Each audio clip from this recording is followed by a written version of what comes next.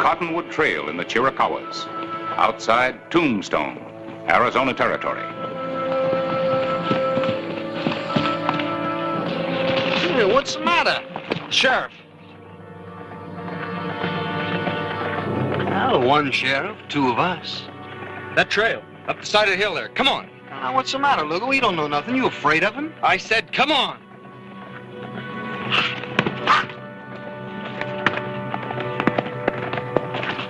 Morning.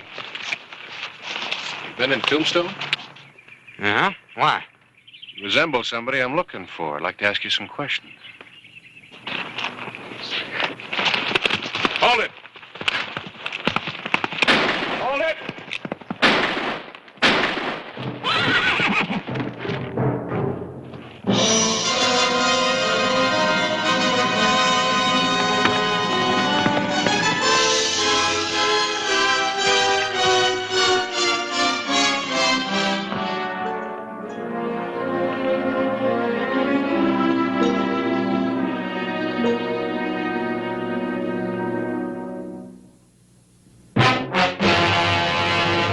An actual account from the pages of my newspaper, the Tombstone Epitaph. This is the way it happened. In the town too tough to die. Tombstone Territory.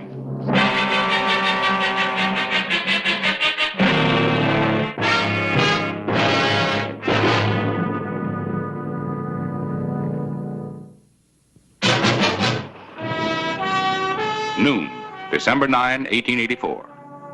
A young and unknown gunman lay seriously wounded after a reckless attack on Sheriff Clay Hollister. Outside of his wound, he may be going into pneumonia. Who is he, Clay? I don't know for sure, but he answers the description of a kid who's been reported hanging around the bank. I started asking questions and he started shooting. Well, somebody's got to be with him every minute. I'll hire a nurse. The county will foot the bill. Fine, but where are we going to get one? The hospital's short now. How about Mary Rice? She's helped out before. She's on her way to Prescott this afternoon on the stage to visit her folks. Maybe she'll put it off. Well, maybe, for you. Galeyville, town of a black and lurid history. The only inhabitants, the lawless.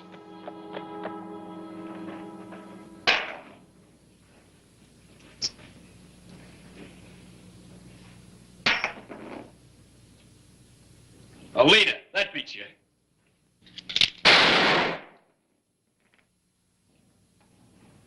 You're getting too good, Snyder.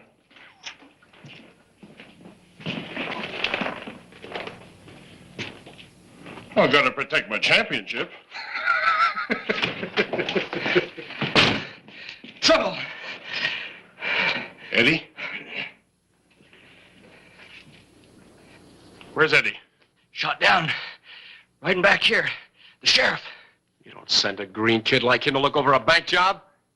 Just because he's your nephew, he does anything he wants, huh? Is he dead? Sheriff kill him? I don't know. Looked like it. Anyway, took him back to Tombstone. Eddie rode up to meet him. He wouldn't listen to me. Give him a horse. You want me to go, Sam? No. I need you. I'll come back for you. They don't know any of us in Tombstone. There won't be any trouble. What does this do to our plans? We didn't come all the way from the Dakotas for nothing.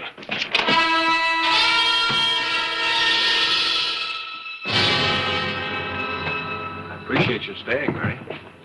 Well, maybe someday I'll learn how to say no to you. I'll do everything I can for him, Clay. Doc Cunningham doesn't give him much of a chance. We'll see.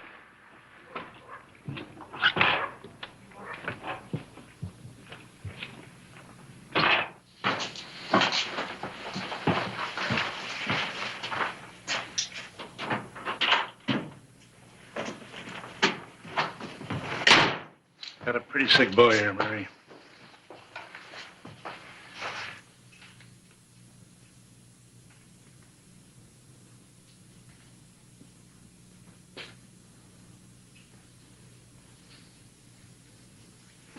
$103 fever, still going up.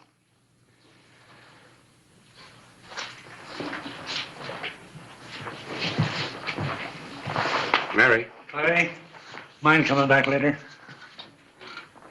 thanks again for your help.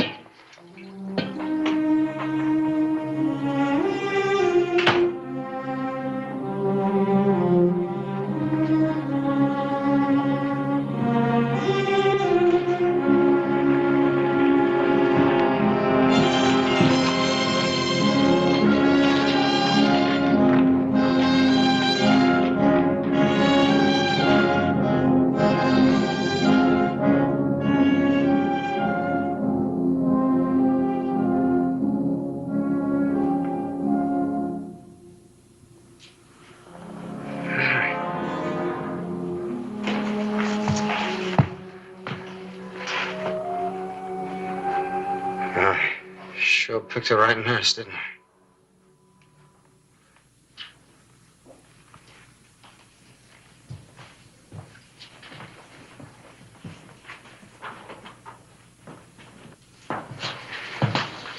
Yes, Clay? Who is he, Mary? He can't really be a criminal. He was never even really wild, no matter what people said. All right.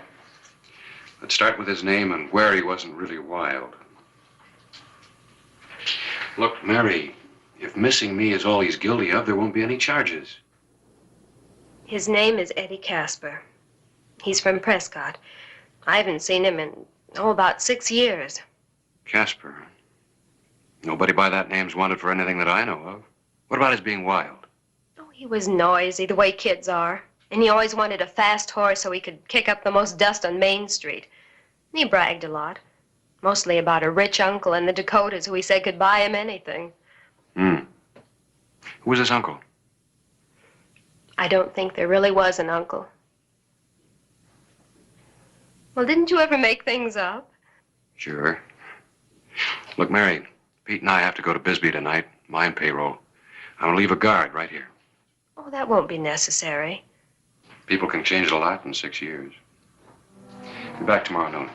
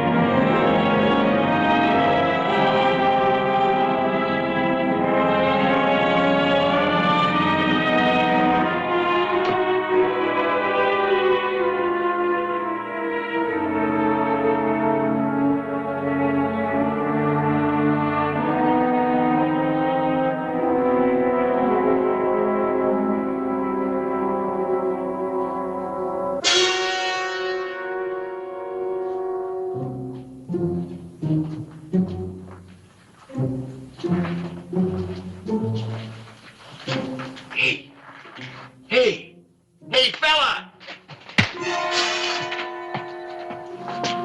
It's all right how you hit him, gents.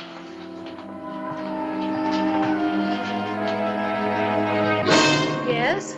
We're taking that boy. Why? Who are you? His kin. His kin? I'm his uncle. Don't yell. Don't do anything.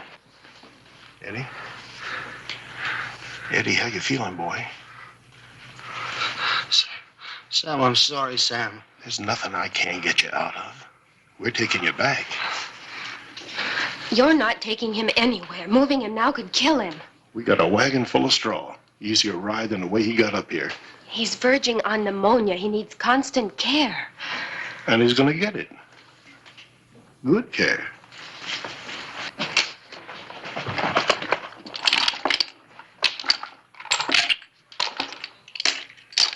From you.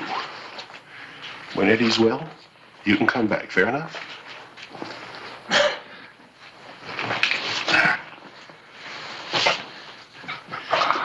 Easy with him now. Easy.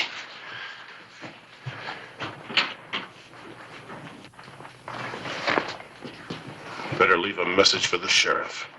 Something he can understand.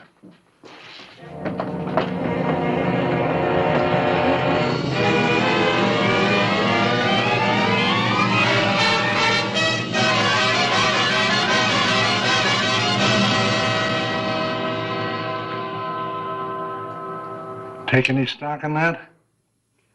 Yep. That's not going to keep me from following him.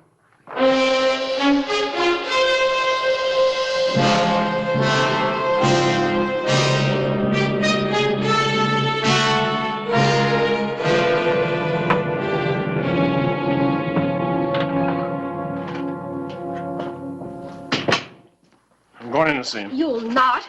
The trip is too much for him. His life doesn't mean a thing to you, does it? It's the only life it does. Well, then from now on, you're going to do exactly as I tell you. Here. This is a list of medicines and supplies that I have to get from Dr. Cunningham at the Tombstone Hospital. What's all this? Latin. Pharmacological Latin. It's the only way medical supplies are ordered, and Eddie would die without them. I'm warning you, if this is a trick, tell them where we are. Is my name on it? Does it say anything about Galeyville or you?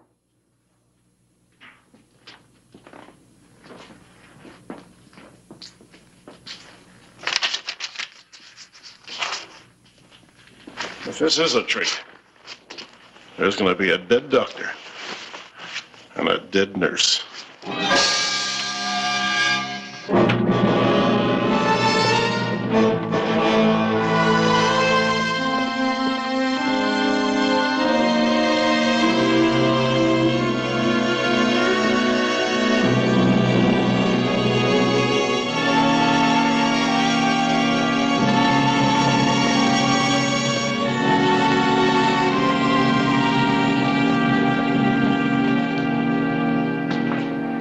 We don't even know who we're looking for.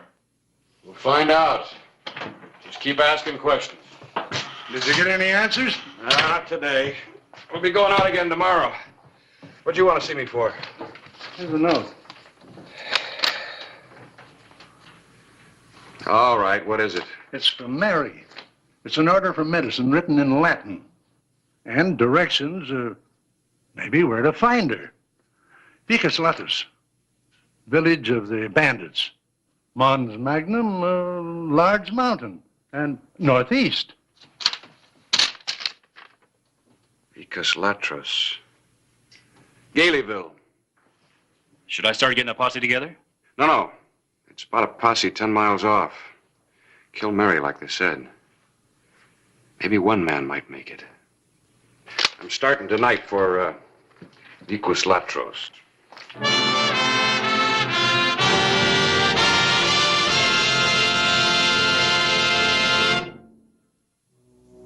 December 12, 1884. Sheriff Clay Hollister rode a little-known trail through the Chiricahuas to Galeyville, where Nurse Mary Rice was being held prisoner.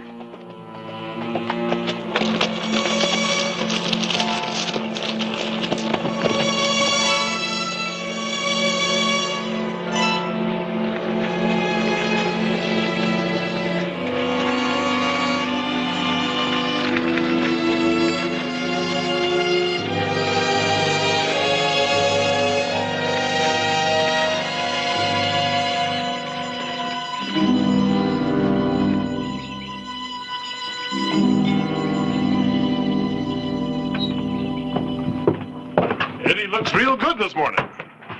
He'll have to stay in bed at least another week. Weak, huh? Thought you was itching to get out of here. I am. Well, you just let me know when you're ready.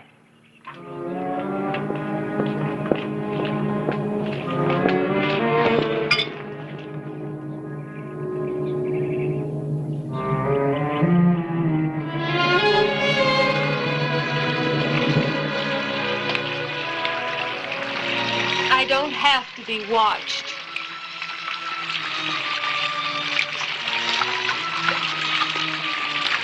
I'm here to do a job, and I'm leaving when it's over. Yeah? Tell Hoskins.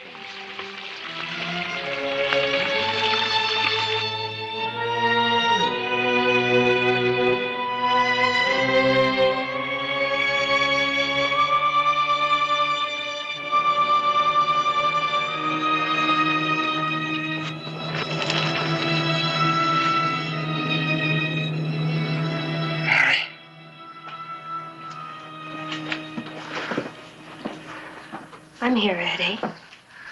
Please. Just stay here.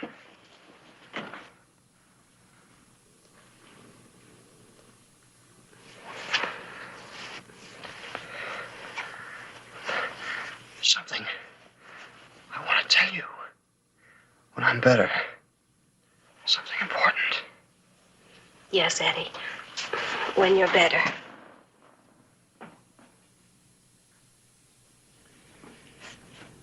How long are you going to keep her here, Sam? She's a lively, handsome young woman. Look, Sam, she's seen enough and heard enough to hang us all. How much longer? You'll be the first one to know, Snyder. You're the one who's going to see to it that she doesn't hang us.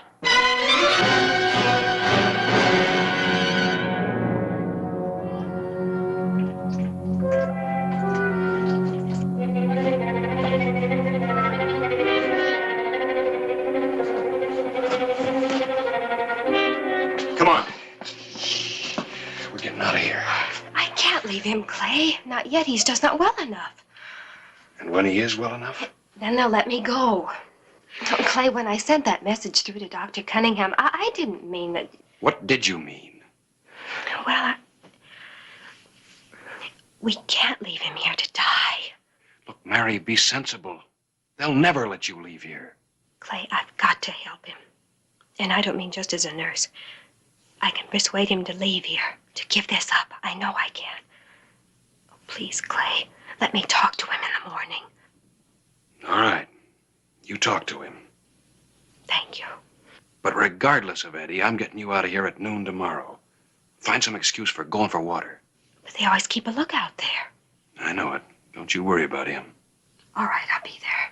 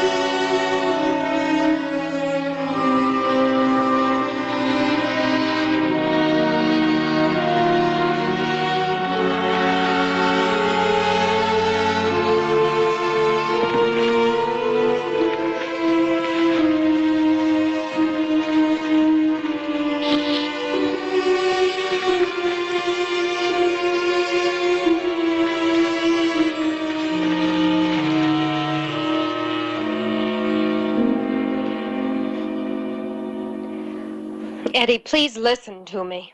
Tomorrow you can spend the whole day just reforming me. You were almost killed. Didn't that prove anything to you? Yeah, it proved a lot. To hit what I aim at, like Clay Hollister. Nobody can keep you here. Soon you'll be well enough to leave. I'll help you. I want to help you. Why? Because you mean a great deal to me. Enough to go away with me? Eddie, do I have to be in love to want to help you? You seem to forget I joined up with my uncle because that's the way I wanted it to be. You don't want it. You're still young. You could have a real future for yourself. You could go to California or back east. Well, in no time at all, you could have a wonderful new life. I got everything I want right here.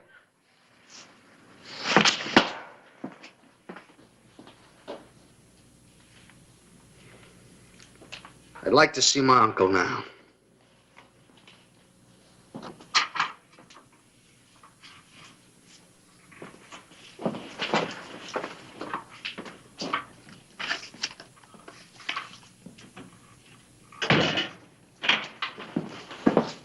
Eddie would like to see you. All right.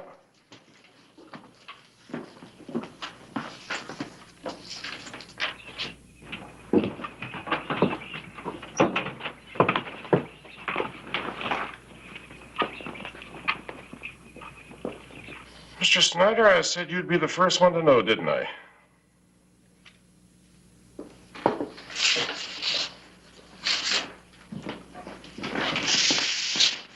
Quietly, Mr. Snyder.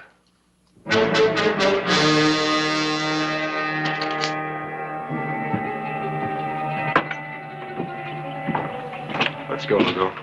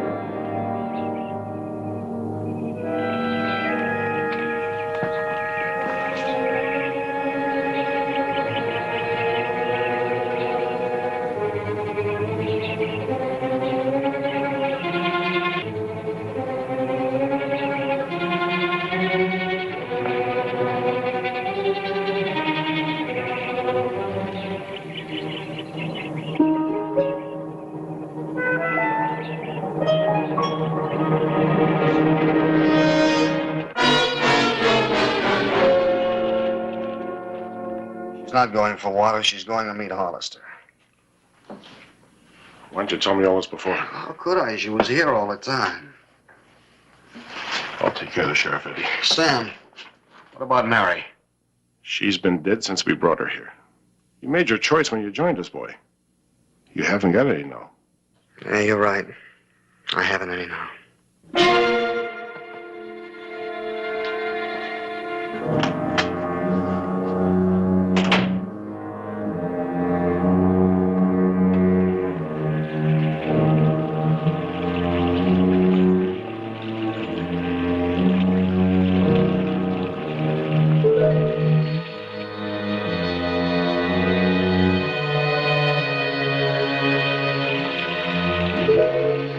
Mary!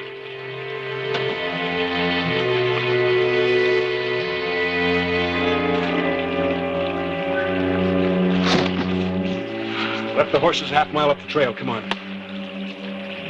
Parks! Parks!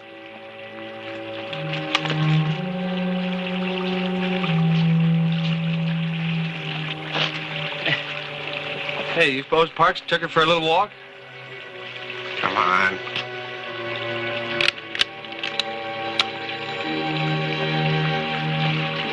All right, drop your gun belts.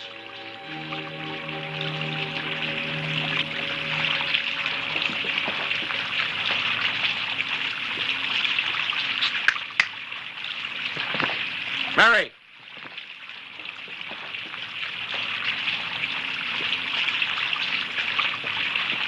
Pick him up.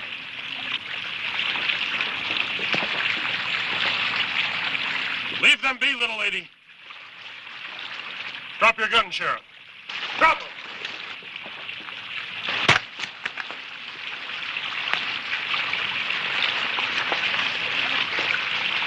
Shoot them, both of them. You afraid of the girl? It's just me that you have to shoot. I said shoot them.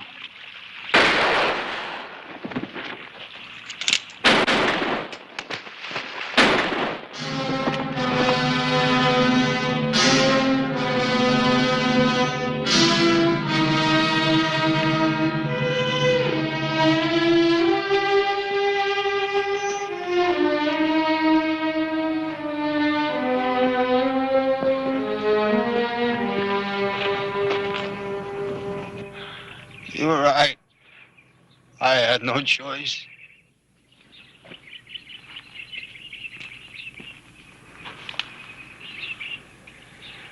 There's nothing more anybody can do for him, Mary.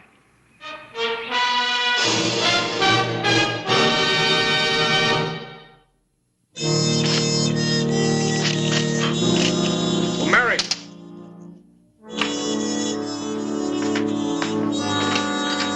Come in. I've been meaning to return this to you. You left it at the hospital. Thank you, but you keep it. I'll pick it up when I come back. Back? From Prescott. I'm finally on my way. I'll miss you. Hurry back. Clay, what will happen to Sam Hoskins now?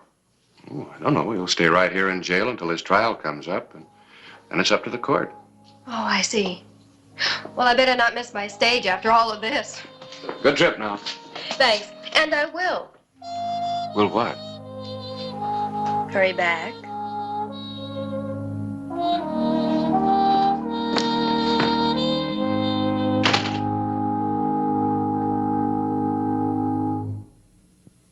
Whistle me up a memory, whistle me back where I wanna be, whistle a tune that'll carry me to Tombstone territory.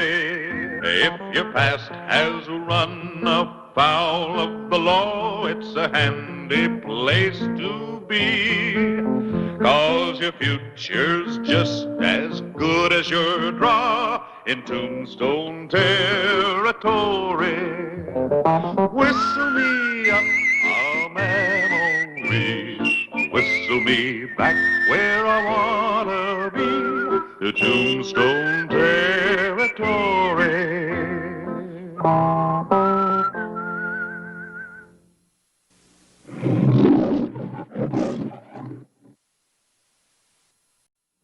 Tombstone, Arizona Territory, May 9, 1888.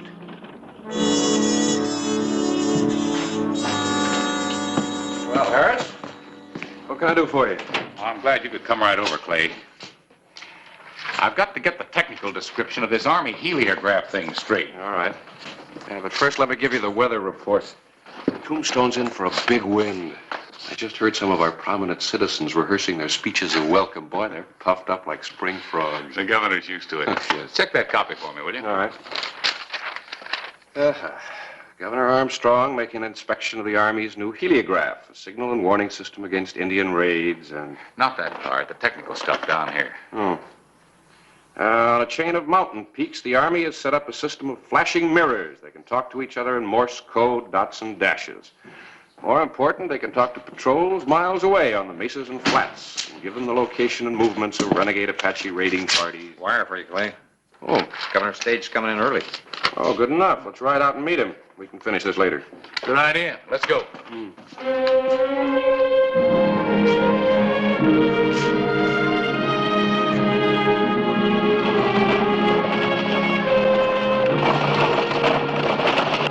There they come. They're running loose.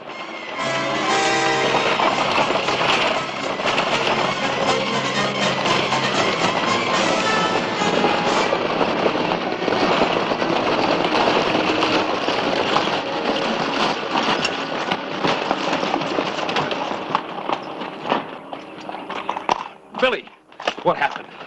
They got him, Clay. Swooped down just like hunting hawks and got him.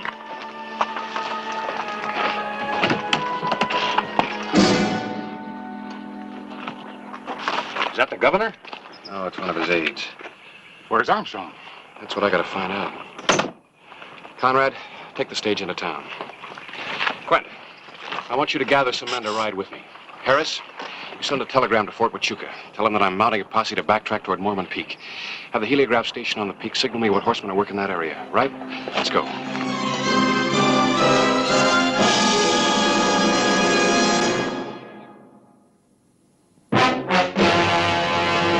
An actual account from the pages of my newspaper, the Tombstone Epitaph. This is the way it happened. In the town too tough to die. Tombstone Territory.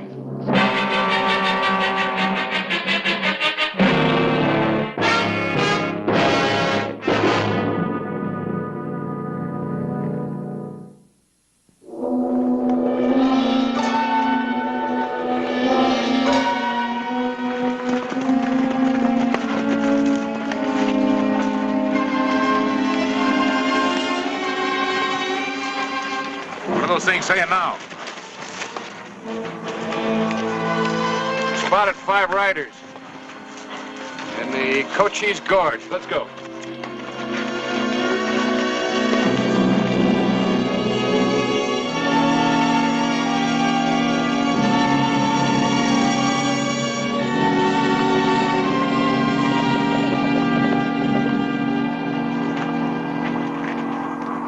Yeah, 5 of them. Ponies are shod. They can't be Apaches. Take a look at that.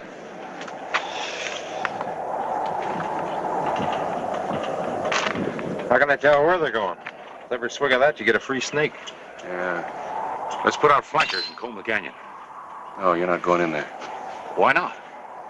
Box Canyon. Perfect trap. Well, if we know they're in there, and they got the governor. If we ride in together, they could scratch us out with one volley. Grant, you and I'll go ahead. Right. Harris, you and the others block the mouth of the canyon if there's any trouble.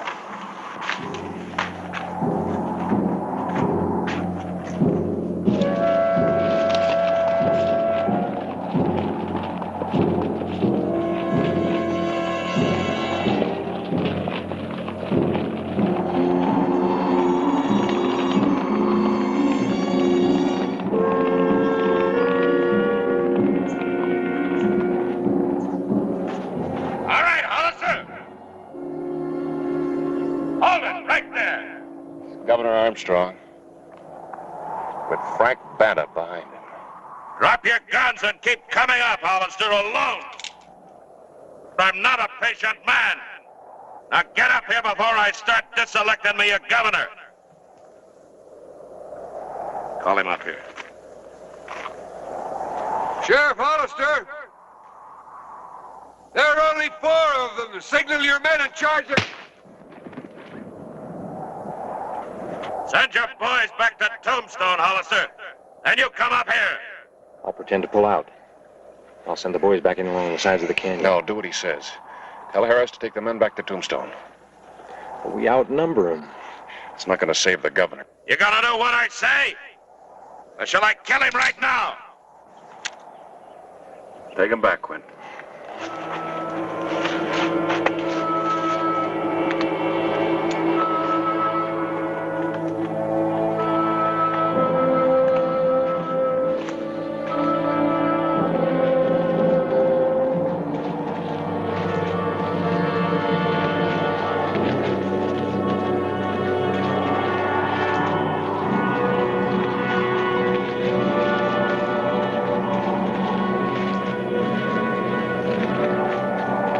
Expect to see me, did you, Hollister? Yeah, you left your card, Banner. Card? Nobody else would kill one man needlessly and shoot another so badly he'd live long enough to get the stage into town. Nobody but an Apache. And an Apache would know a governor if he saw one. My brother Dan's still set to hang? That's right, tomorrow morning. Nothing's changed.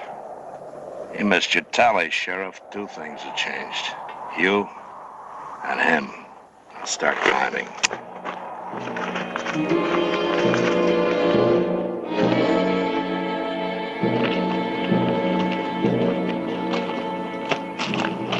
Where's the Army crew of the heliograph? We give them lead medals and send them on a furlough, that's what. Happy here used to be a telegrapher. He sent that message about 5 riders. It brought you in like a fish on a string, huh? You gonna send another one, Happy?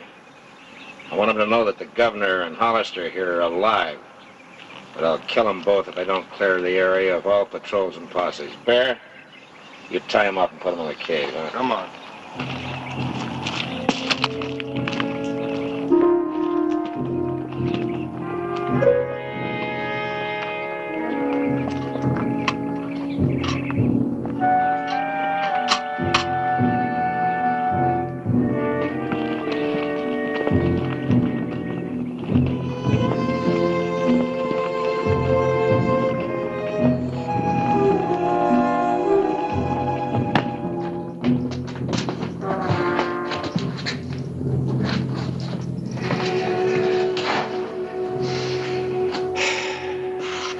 Welcome to Tombstone, Governor. Well, maybe it's not as bad as it appears. After all, the worst he could have in him would be ransom. Yeah, for you, I hope so. But you see, Banner swore that he'd kill me the day that his brother was executed in Yuma. That's Dan Banta, who's hanging tomorrow for murdering a man during a payroll robbery? That's right, I brought him in. I should have figured that he'd take advantage of your visit to Tombstone. Well, that would have been a guess, Sheriff. I'm paid to guess right. Now I gotta start guessing about how to get the 2 of us out of here.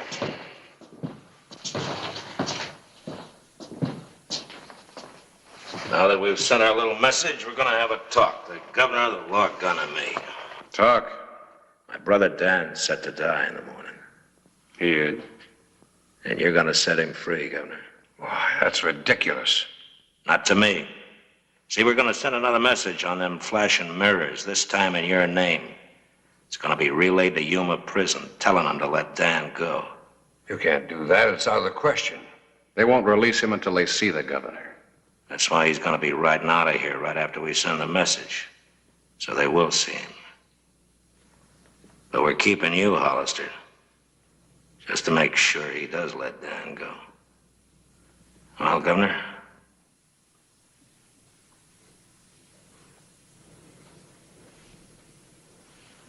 No. You sure? Well, so we're gonna have ourselves a little trial. Trial? Hollister, you brought Brother Dan into court, and the governor here rules the courts. I'm not here, because I'm the law. So you're both on trial for murder, Dan's murder. And Stark and Bear here are going to be the jury.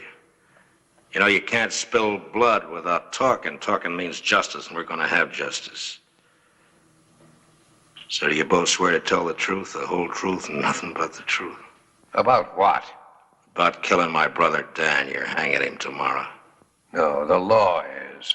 You're the law, so you're hanging him. Why? For murder, as I understand it. As you understand it. Would you know my brother if he walked in here right now? No. You hear that, jury? He's willing to hang a man he don't even know to look at. But you'd know my brother, wouldn't you?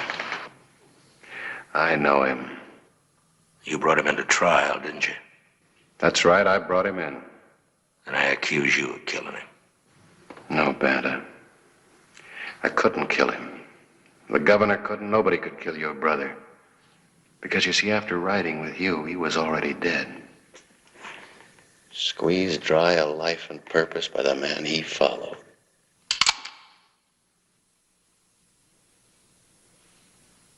You killed your brother, Banta, and nobody else.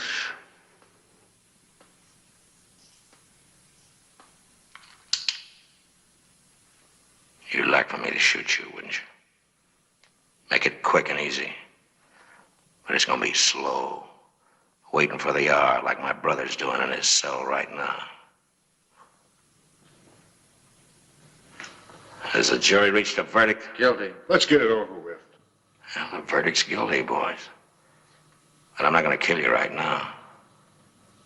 Because I sentence you to hang by the neck tomorrow morning when Dan hangs. By the neck until dead.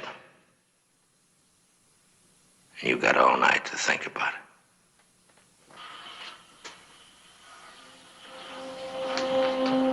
Hollister, why don't you tell your stiff-necked friend about Hooper and Wilkie while you're waiting, huh?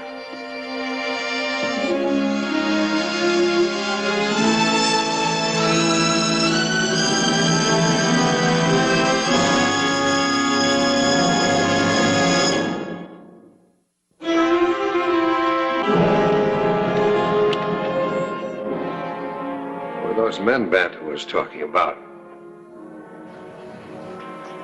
Wilkie and Hooper? They were two men that he tortured to death.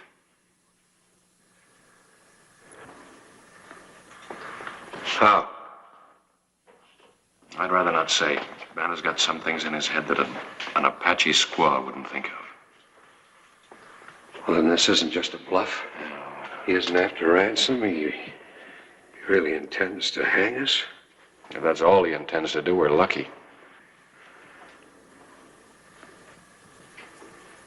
It's almost unbelievable. It's like a nightmare. A couple of days ago, I kissed my wife and my children goodbye and set off on a routine tour of inspection. Now, I'm a public servant, Sheriff. I'm a family man. I'm not a hero. Who is? Well, but it's different with you. You've lived around death. No, Governor, you never get used to death. But you don't understand. I don't know how to die. Not this way. Slowly. For no purpose at all. Governor, another public servant once said, the highest purpose a man can serve is to cherish life and accept death with the same heartbeat.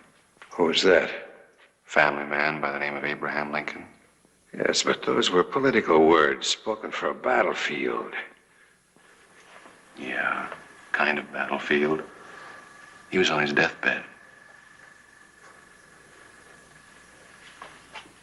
You don't understand. I haven't got his kind of courage.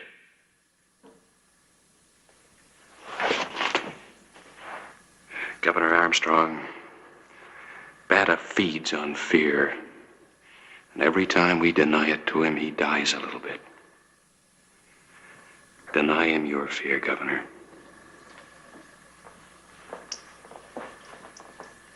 I'll try. Lord, help me. I'll try.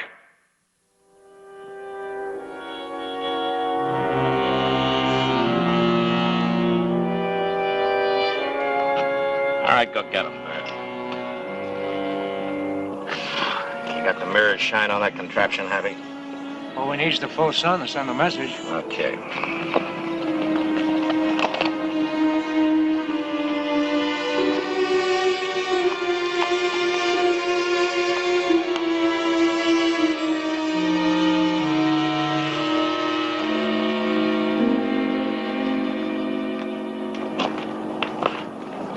Come on over here, Governor. I want to have a talk with you. I got a horse all ready for you over there, Governor. For me? I don't understand. You're letting me go? Well, I'm going to give you one more chance. Now, I want my brother Dan. Happy will flash the message, and you can ride off of this mountain free as cottonwood down. Huh? How about it? I can't do it. You want to die, Governor? Why? Why do you want to die when you can live? Just to show how stiff and proud you took to dying, is that it? No.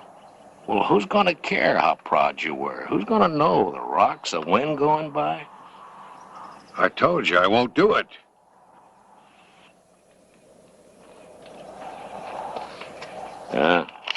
Maybe you'd like to write something, Governor, huh? Note to the wife, huh?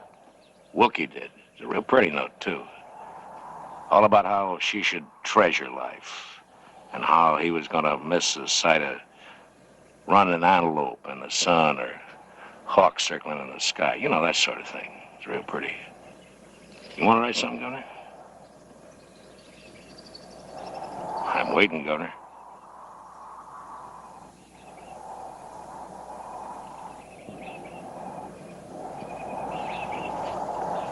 No. I said I'm waiting! No. All right, set him up!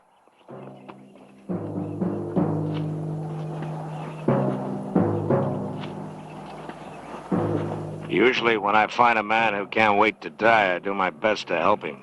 But I'm gonna let you two die slow. I'm gonna let you take your courage and roll it around in your mouths so you can really taste it.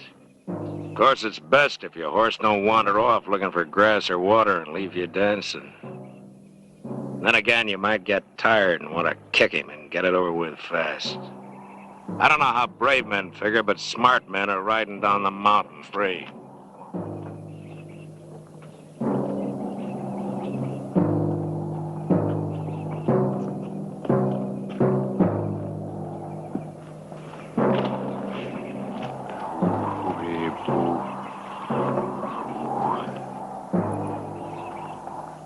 You sure, Governor? Okay. Oh, boy. Oh, babe. Oh, babe. Oh, babe.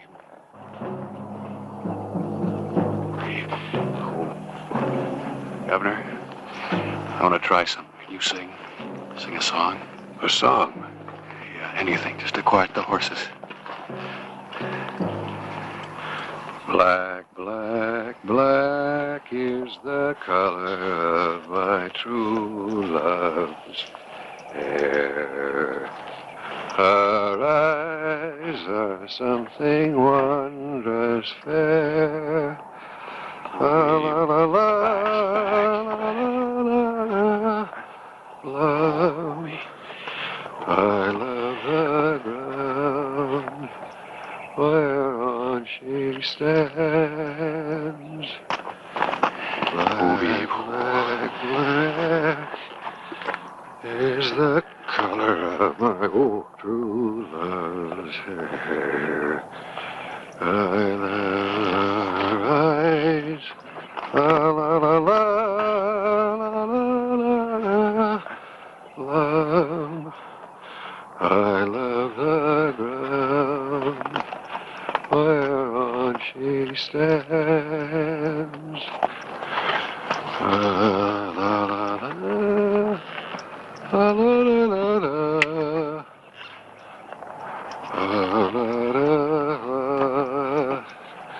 I love the ground whereon she stands.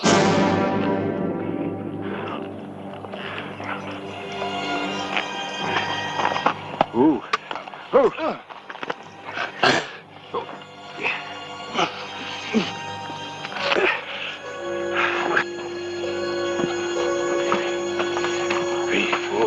You all right, Governor? Yeah. I'm all right, thanks. Rub your wrists. Get the circulation back into it. And catch that horse and put a bridle on him. I'll get him. I gotta send a message. Bat and his men will be breaking out of Battle Pass. Right.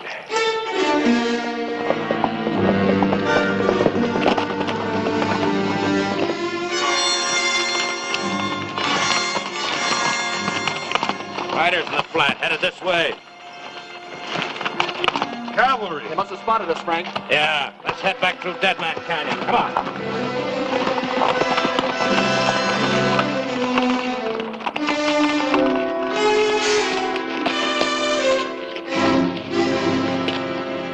Baddest man. Cavalry turned him, we'll cut him off. Just the two of us? How? You stay here. I'll ride back to those narrows, and when they pass that open spot in the trail, you give me an arm signal. But you're unarmed. What can you do? You remember the old saying about too much rope? Just maybe Bat has hanged himself.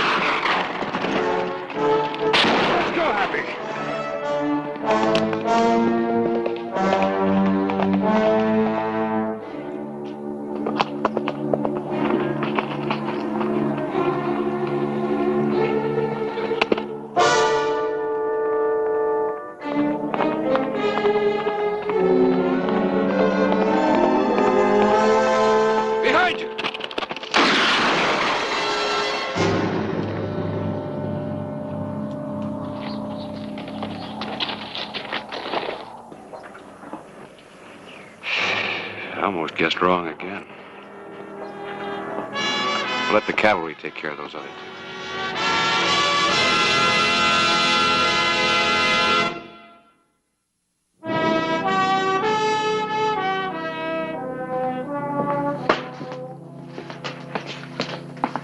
You ready, Governor? The whole town's out there waiting. Yes, I'm all ready. You got me, Clay? Yes, sir. Excuse me, sir. Here's some notes from your speech we found on the floor of the stagecoach. Afraid there's a little blood on them. Those blood stains will be all the notes I need. I'm not talking politics today. I'm going to tell the people of Tombstone about their sheriff. Well, now, sir, I'd kind of take it easy on that if I were you. See, sheriff's on the program, too. You might have quite a piece to speak about the territorial governor.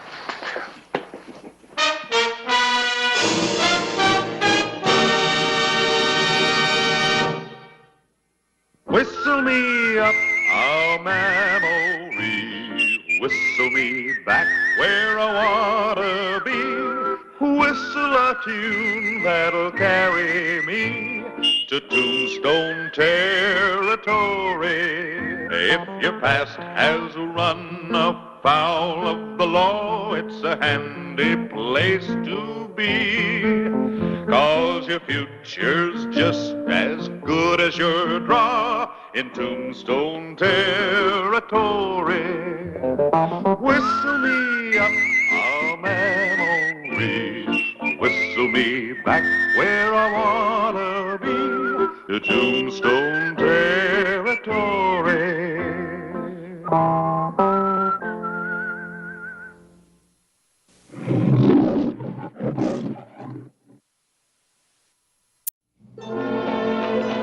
Tombstone, Arizona Territory.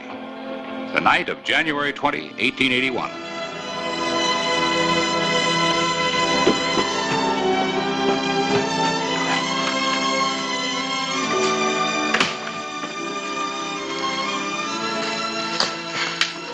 Belle Reed. Oh, Mr. Clyburn.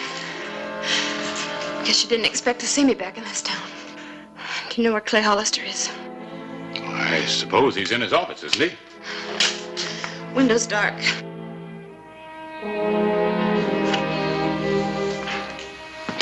He's coming across the street now. Gotta talk to him alone. I'm a little scared. Why? Sort of wore out my welcome with the law here in Tombstone. Clay wasn't just the law to you, Belle.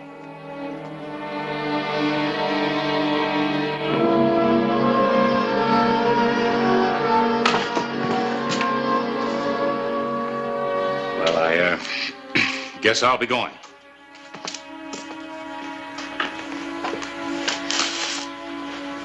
Lock up for me, will you, Clay?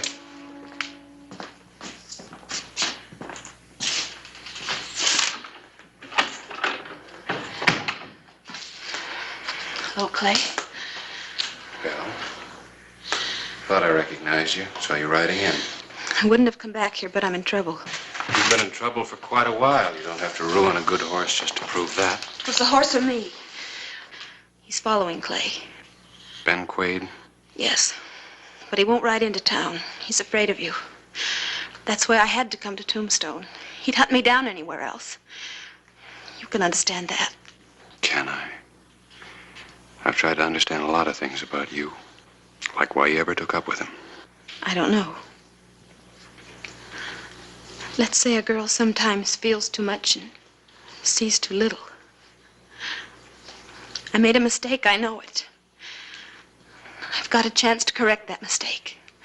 My sister's coming to take me back east. Do you mean it, Belle? When? Noon stage tomorrow. All right. You go on over to Nellie Cashman's Russ house. Nellie isn't there, but you tell Miss Bowers I sent you. I'll take care of your horse.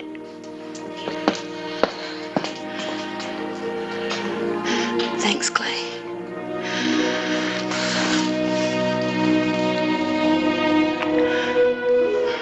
For old times, Clay.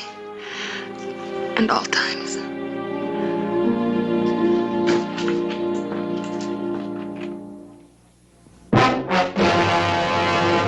An actual account from the pages of my newspaper, the Tombstone Epitaph.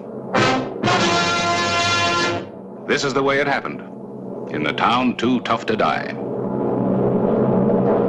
Tombstone Territory.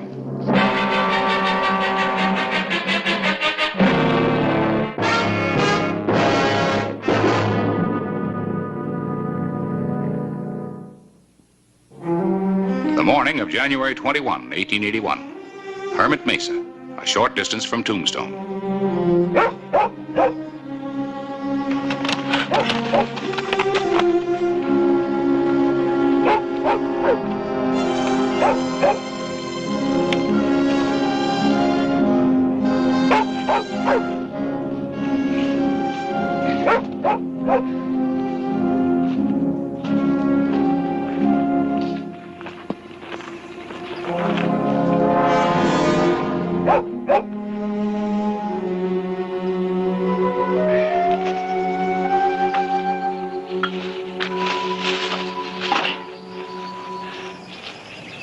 Hi, Gus.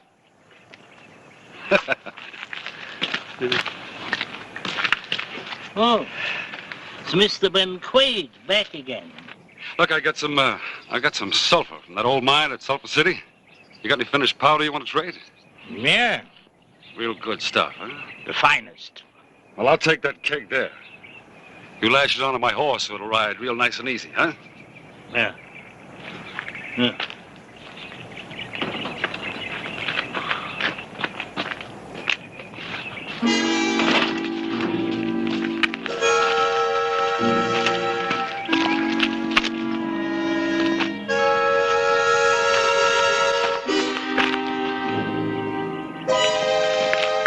Quaid, what are you doing?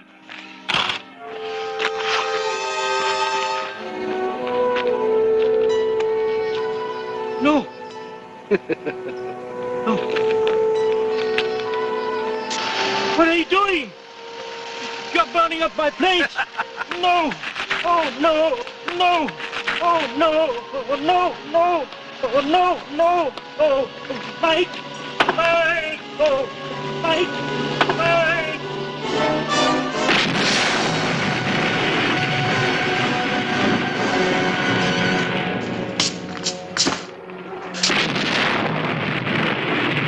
Pretty stuff for a mine blast. Sounded like it came from Hermit Mesa. Gus Neff's powder depot. Maybe a story for you, not a pretty one. Get your horse.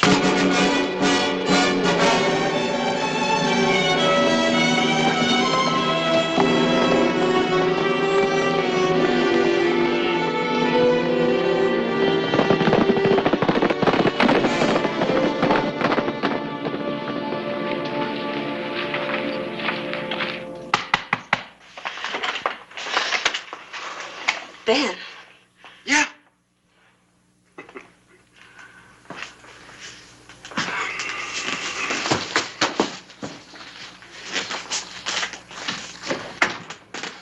You know, it was real lonely in Poison Town. I don't like for people to run out on me. You don't like being shot at by Clay Hollister either. He knows I'm here, Ben. Well, Hollister's over at Hermit Mesa taking care of a sick friend. Now you get your clothes, Belle. I'm not going back with you, Ben. I told you. I said get your things.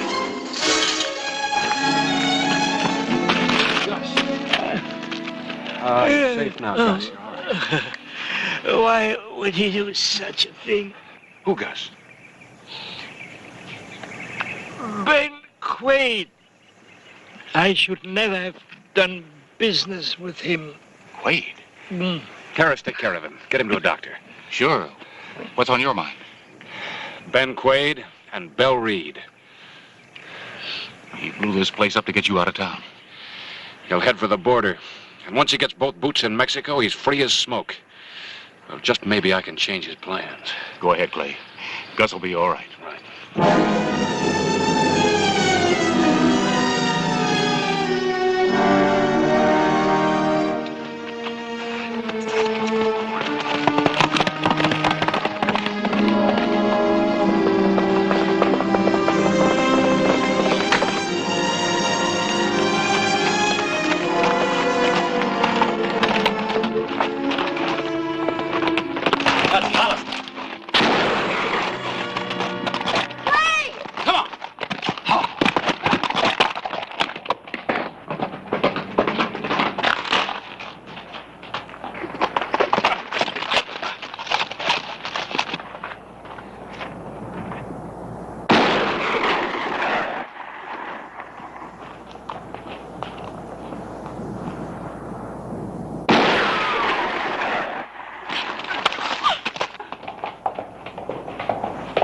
Get out, Belle.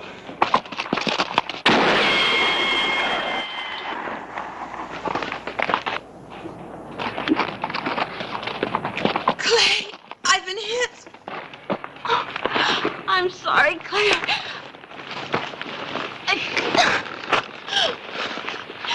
Hurry, Clay, my sister.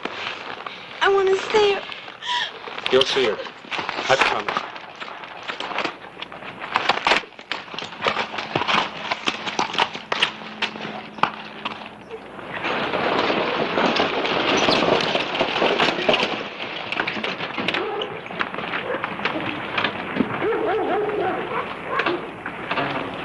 Miss Reed? Yes? I'm Clay Hollister, sheriff here in Tombstone. My sister Isabel mentioned you in her letters quite often when she first arrived here. Yes, she spoke often of you two. Where is my sister, Sheriff? Why didn't she meet me? Would you mind stepping into my office for a minute? Yes, Sheriff. I'll get her luggage and leave it at the Russ house.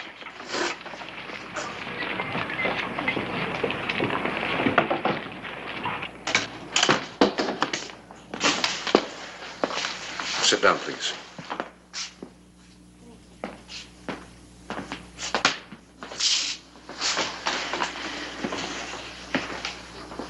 Is there something wrong, Sheriff?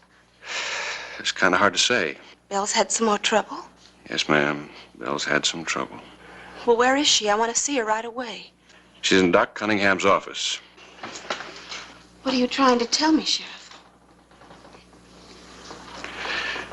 I'm sorry, ma'am. Belle's dead. But how? From a gunshot wound. Will you take me to the doctor's office, please? Yes, ma'am.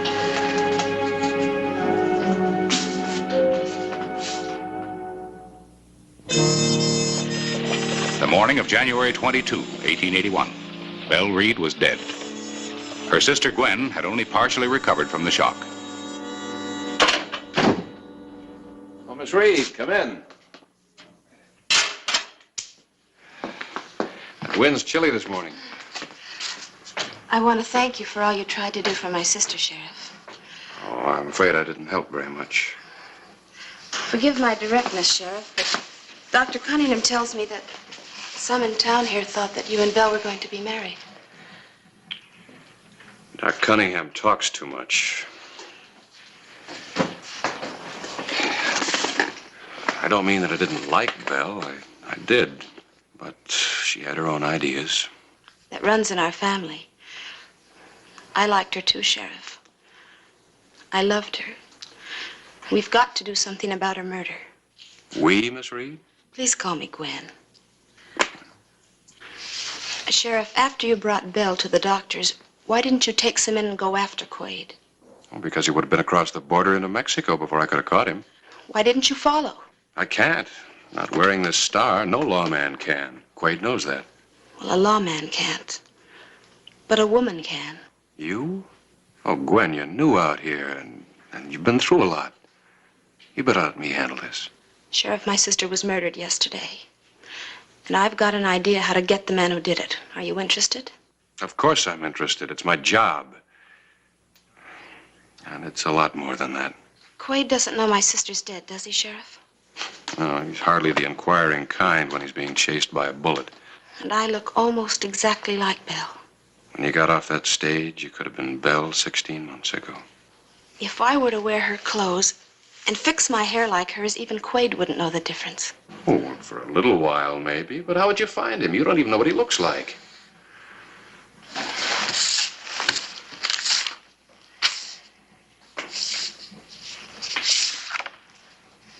Now I do. And I'm not likely to forget. Now, wait a minute, Gwen. Northern Mexico's a big country. Dr. Cunningham tells me there's a ghost town just below the border. A kind of outlaw sanctuary around an abandoned sulfur mine. Used to be called Sulphur City. Quaid must have some contacts there. Did Doc Cunningham tell you what folks call it now? Poison Town. It's a polite name for it. The devil himself has contacts there. Even the air smells of brimstone. Quaid should feel right at home. He might even pay a call if he thought Belle was waiting for him.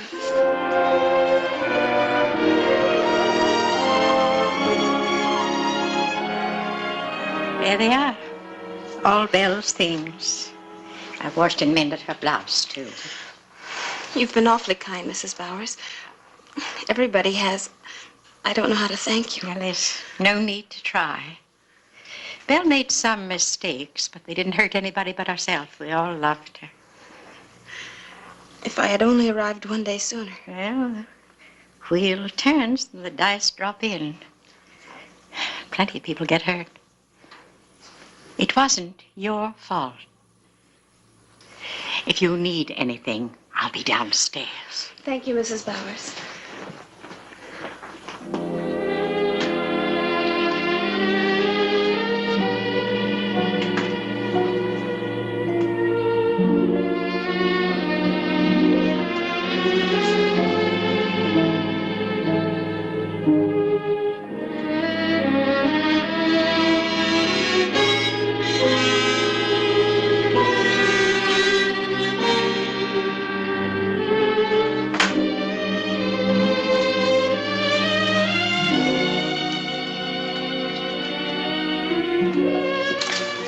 Clay, I'm worried about that nice Miss Reed. Well, why, Miss Bowers? Well, I left her a couple of hours ago, crying her heart out. She blames herself for Belle's death. So I went up just a minute ago to see if I could fix her some lunch. The room's empty. She left this for you. She's left for the border. Yep. Isn't that riding outfit that Belle was wearing when she died? She's wearing it, Clay. Her own clothes are on the bed. She's gone to Sulphur City. By herself? What for? She thinks she can convince Quade's men that she's Belle, get Quade back across the border. That's like walking into the devil's living room. Clay, you've got to go after her. That's about what she figured. Well, you can't take him in Mexico. Well, I guess I'll just have to take a vacation.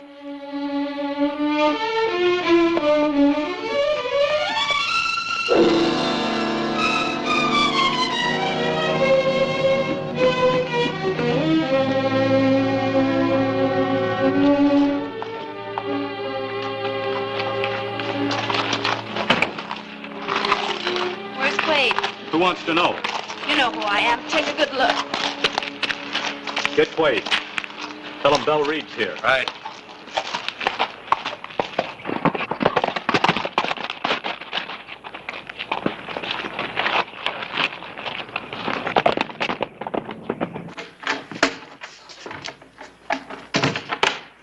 So you came back, Belle? I figured you would.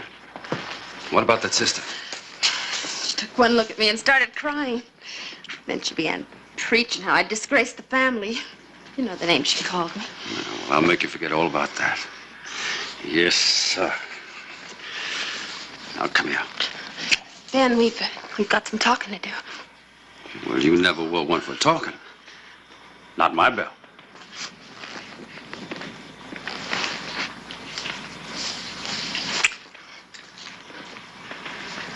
Except you ain't my Belle.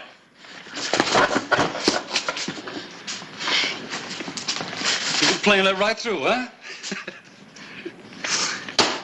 That face, his clothes, huh? You're the sister that came to take her away. An hour too late. Yesterday, a bullet took her away. In that ruckus with Hollister? You can put another notch in your gun.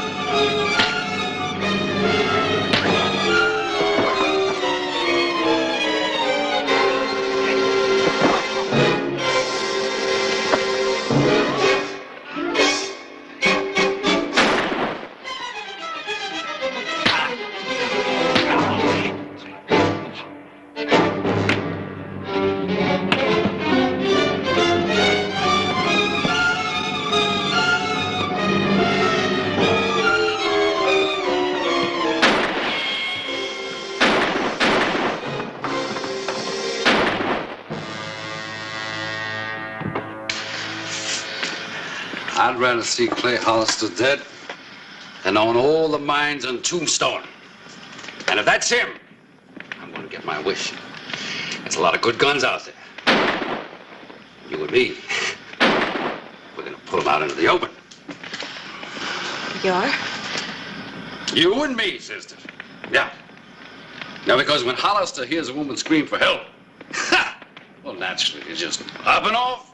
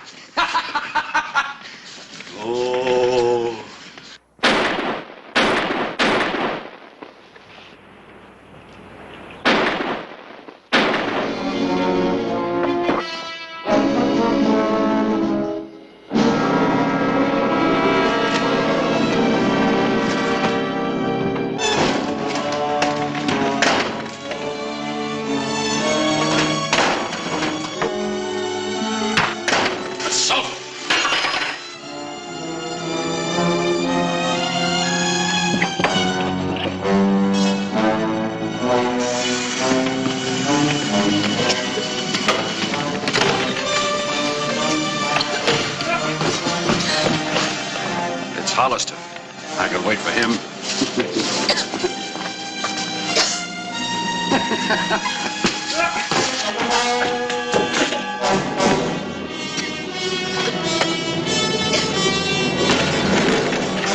Drop the gun, Quaid. Don't shoot. I can't see it. You can feel. I said drop it.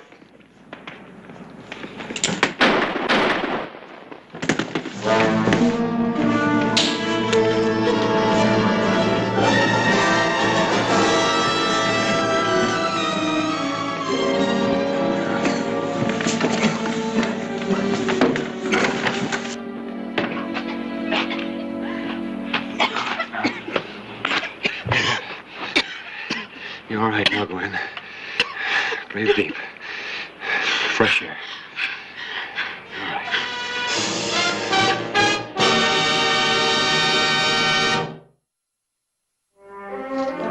Goodbye, Mr. Clyburn. Goodbye, Miss Reed. Best of luck. I think I've enjoyed some good luck, provided by your sheriff. We wish you wouldn't go. In some ways, I wish I didn't have to. Well, goodbye, Gwen.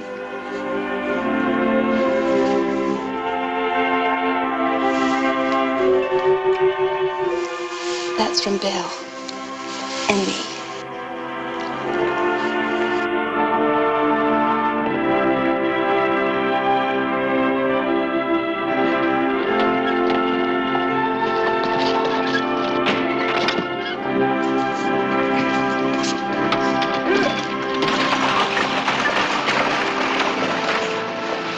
Their sister's all right.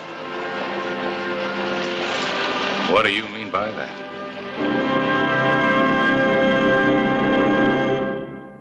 Whistle me up a memory, whistle me back where I wanna be, whistle a tune that'll carry me to Tombstone territory. If your past has run afoul of the law, it's a handy place to be, 'cause your future's just as good as your draw in Tombstone territory. Whistle me up a memory, whistle me back where I wanna be, to Tombstone territory.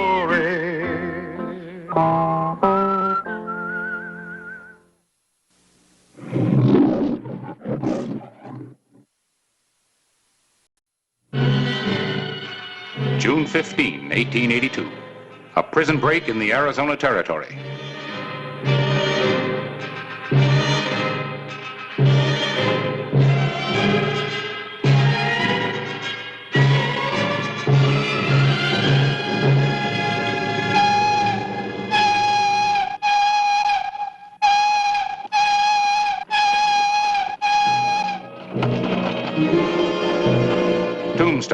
Arizona Territory. 2 weeks later, June 29, 1882.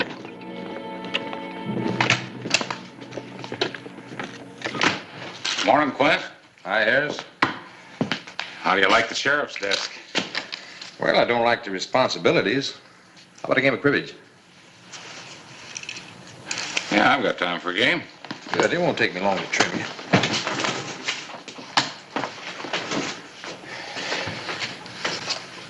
My deal. Yeah. Any news from Clay? No news.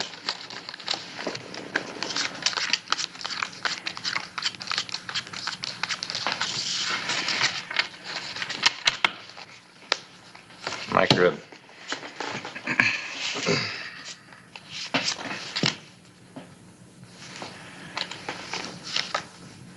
Well, there's nibs for a pair. 8. 16 for 2 more. 17. 18, 2 more for the pair of aces. 22. Cribbage, huh? Yep. Who's winning? I am. We just started. Telegram? Sheriff in? Out of town. Expect him back soon. Oh. Hey, wait a minute. Is that a telegram? Yeah, it's for the sheriff. Well, I'm his deputy. That's right. You're his deputy. And when Clay's gone, I'm in charge. That's right, Ben. You know what I'm in charge of? The telegraph office. Look, if it's personal, okay, but if it's official business, hand it over. Come on. It's official business. It's addressed to the sheriff. So if you want to hear about the 4 escaped convicts heading east from Yuma, you just ask the sheriff when he comes back and picks up his telegram. 4 escaped convicts? Heading this way from Yuma, huh? How'd you know? How'd I know? Oh, well, I guess you can handle it.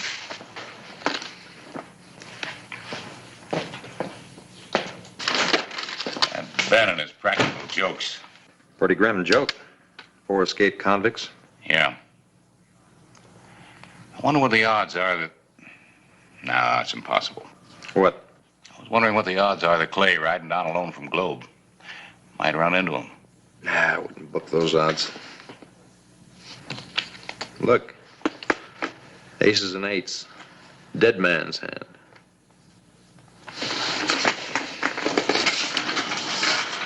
Where are you going? I sent a telegram to Yuma. I want more information about 4 escaped convicts.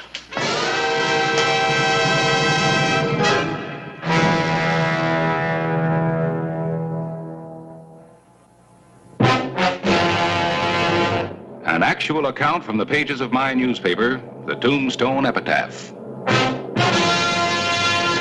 This is the way it happened, in the town too tough to die. Tombstone Territory.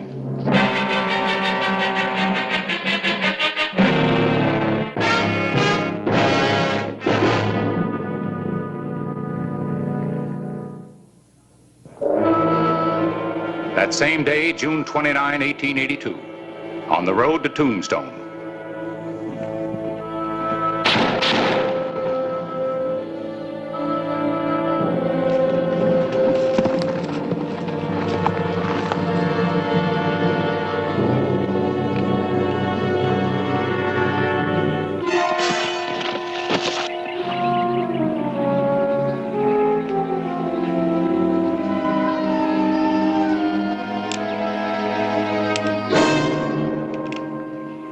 On your feet, drop your guns.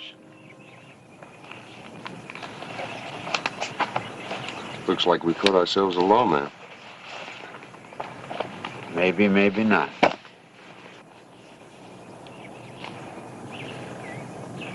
These can be bought or stolen. That one wasn't. Who are you? I'm Clay Hollister. Who are you? Where are you from? I'm from Tombstone. You'll find out all about it. Tombstone, huh? Now, that's interesting. Because that's what you're going to get out of this deal, mister. A tombstone.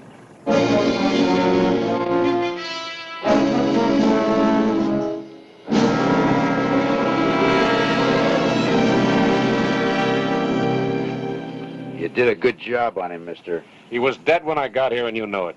Yeah, sure. Go check my guns.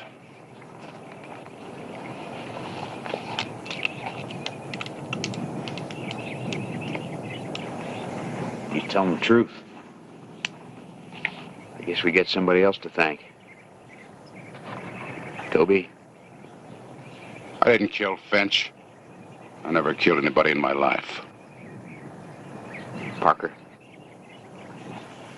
Well, I'd thought about it, but I didn't do it. That leaves you, Eggleston. Not me. I like Finch. Oh, looks like maybe he shot himself in the back, huh? Maybe. Right now, we're going to take care of you, Hollister. Kill him here. Hey, what do you want to do? Go back to jail in a hurry? Somebody else might have heard those shots. Come on, let's go.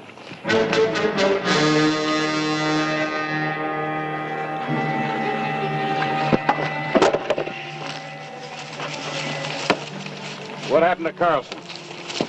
You a friend of yours? That's right. Well, he had quite a place here, stacked with provision, a fortune in silver. Murder was a habit with Finch.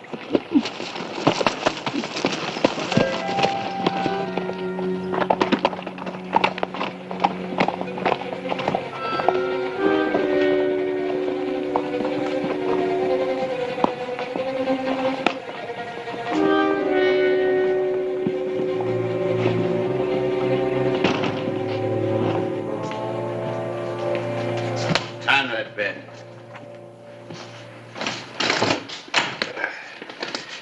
You do everything they tell you to, Toby? Shut your mouth. What'll you do if I don't? Kill me? Hold it, Toby. He's needling you. Yeah? Then you tie him up. Well, why tie him up? What are we waiting for? You kill me, you're gonna have to kill both of them.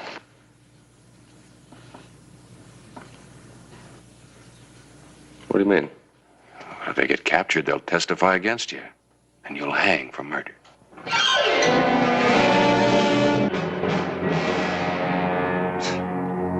Well, I wouldn't put it past you. Get rid of me and the silver's a two-way split. Maybe Finch wasn't the only greedy one around here, huh? Finch wanted too big a share. I only want what's coming to me. That's what I want. I plan to get it. Oh, they'll give it to you. You're working hard, aren't you, Sheriff? You got a gun, Eggleston, you kill him. What's the matter? You scared? You weren't scared of Finch? Go ahead. You do it. You better remember, Eggleston.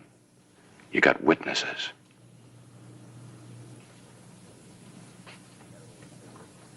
I got a way to settle this.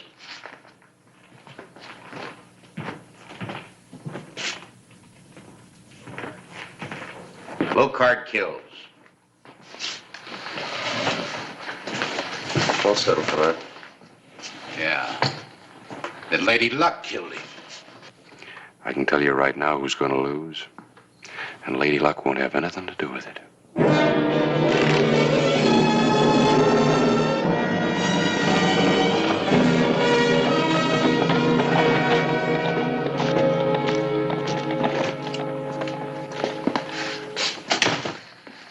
Clay back yet? Not yet. Anything on your mind? Same thing that's on yours. Another wire about those 4 escaped convicts. They tracked them as far as Cochise County, where they broke into a general store for guns and supplies. I remember this one, Finch. Read about the trial. He's a killer, Quint. Know anything about the others? A little. Finch is the only out-and-out killer. The rest are borderline cases. Well, maybe that's why they're heading for the border, huh? Yeah. Let me know when Clay gets back. Maybe I ought to send a wire to Globe. What for? Well, if they are still in the county, well, who knows? 4 against 1's pretty rough odds. Cochise County covers a lot of territory, Quint. And if Clay does meet up with them, it wouldn't surprise me if he came riding into town with 4 prisoners. I still think I'll send a telegram. It's not necessary. I already have.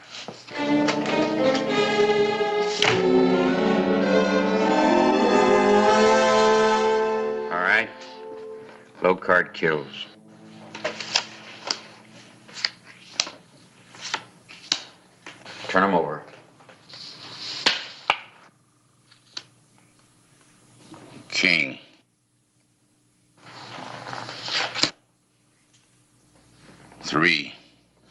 Seems like I got a good chance of being the middleman.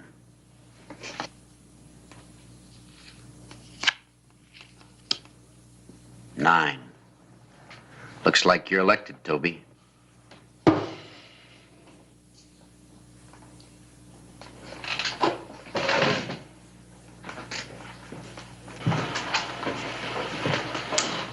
So Eggleston dealt, huh? Well, like I told you before, I knew who was going to lose. They're getting ready to shoot you in the back right now. Why, you...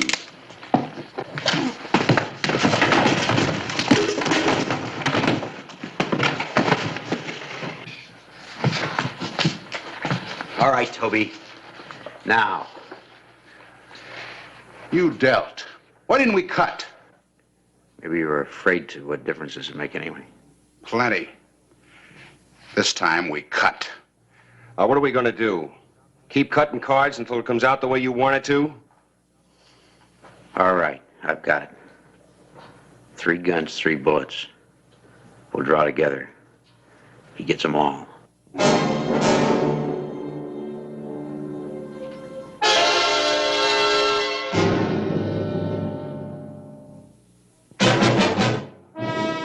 June 29, 1882. Mid-morning in Tombstone. Clay Hollister was several hours overdue.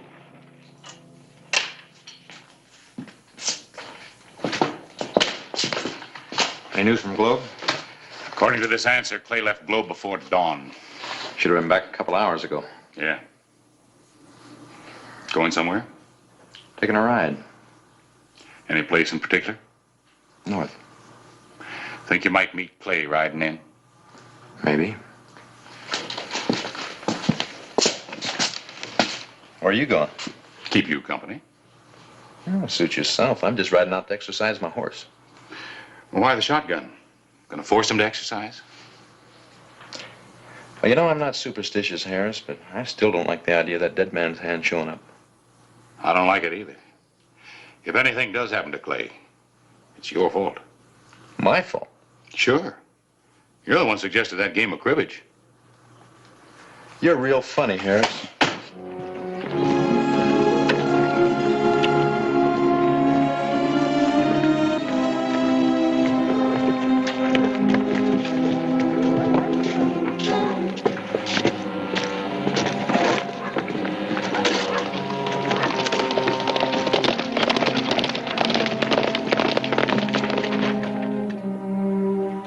Draw at the count of 3.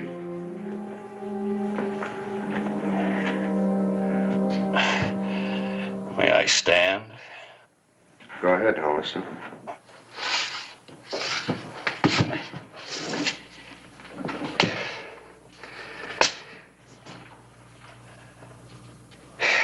Well, at least I got one consolation. Finch's killer will make sure that the other 2 of you keep me company. Of course, whoever the other 2 of you are, you could stay alive if you turn the killer over to me. You could be in Mexico with the silver by the time I could follow you. Start counting. Hollister, you just give me an idea.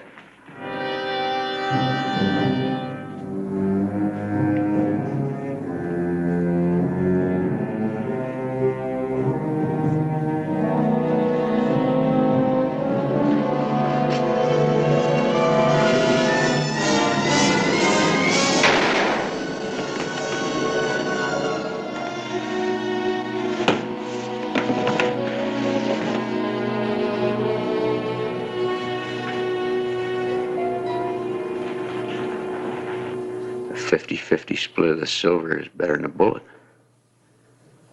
Toby killed Finch. We killed Toby in self-defense. That puts us in the clear. Yeah, once we get rid of the witness. Killing me isn't going to save you from a bullet in the back. He can trust me. Sure he can. Just as much as you can trust him. I'm the only one that knows his country, Parker. You're never going to see Mexico without me. You have to trust me. What about it? What about him? Well, we'll take care of our friend, accidental-like. Outside.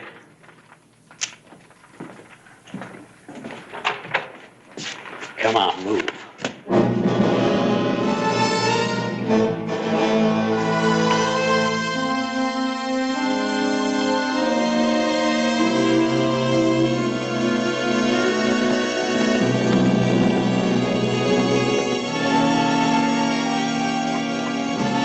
Hold it.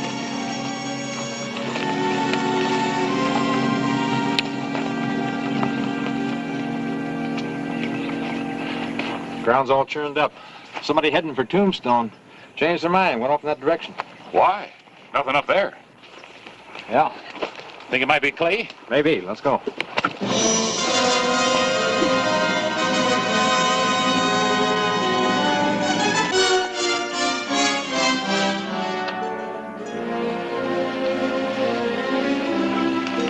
Well, let's dump him in the mine. Later.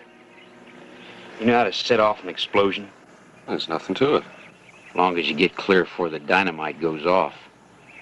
There's nothing worse than being buried under tons of earth. Well, take your time. Maybe you can think of something worse. I'm in no rush. But we are. You stay here. Sure. Sure, you stay here while he runs off with the silver.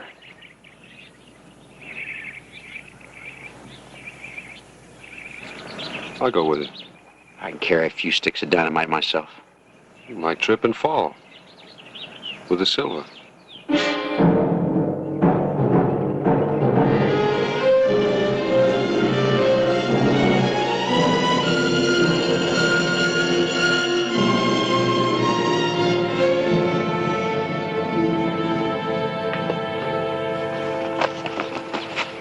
It's him, all right. Finch. Prints. Lots of them. Yeah, and I think I know whose. Yeah, maybe Clay's too. Maybe. His badge. Maybe he's still alive.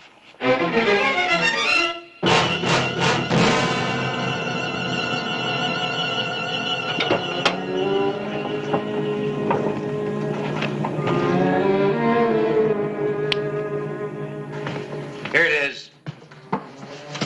You wanted to come, you carry it. Keep your eye on Hollister while I find some fuses. If you can trust me that far.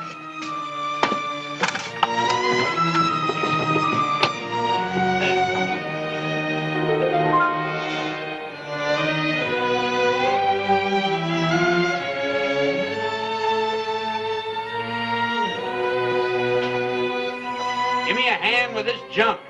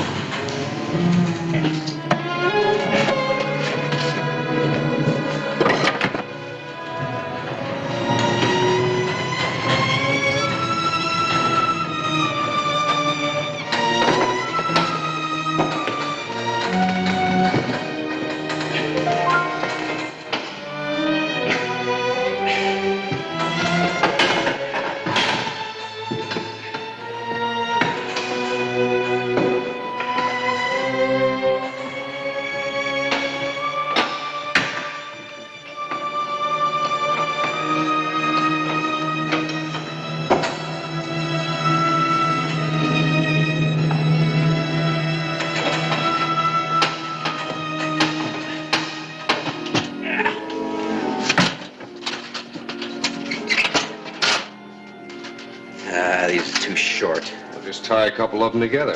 Too many knots. Put out the fuse.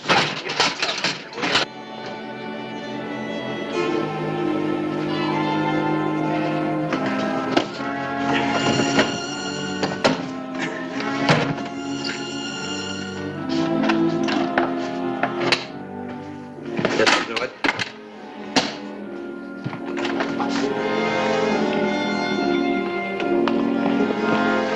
Inside the bonnet.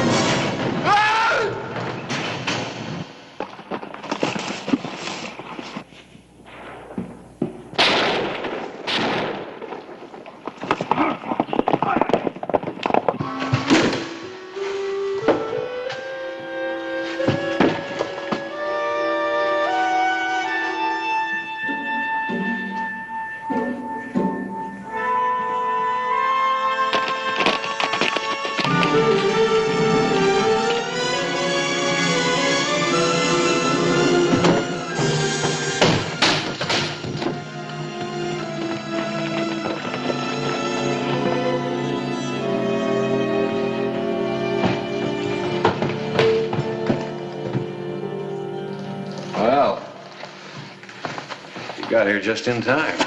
In time for what? To cut the ropes. These are the escaped convicts. I don't know, I guess so. Hands tied, no guns. All right, I give up. How'd you do it?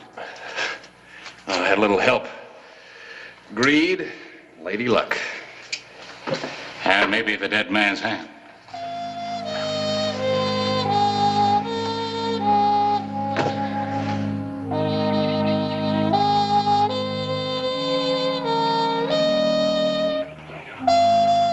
Got it. Yeah.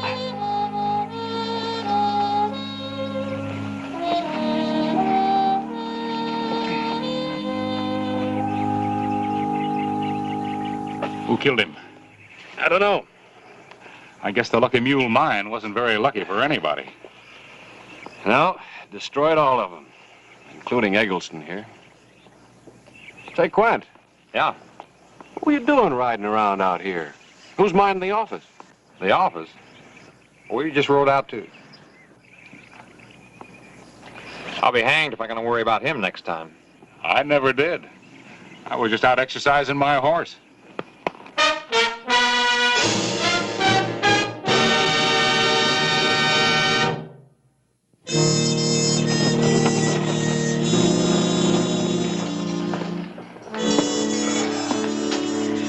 Eggleston seems to have lost some of his confidence. Well, I imagine he'll perk up in time to give some fast answers to the federal marshal. They better be fast. Say, Quint, how about doing the rounds?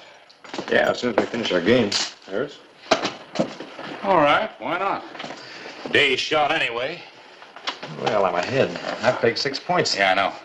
And you haven't pegged any. I know. Say, you're not using that same old deck, are you? Yeah, why not? Well, that's the one that gave you the aces and eights, the dead man's hand. There might be another one in there. Say, Quint, if you don't mind, I do have a paper to get out tomorrow. Yeah. I got my responsibilities, too. You wouldn't be superstitious, would you? Superstitious? Of course not.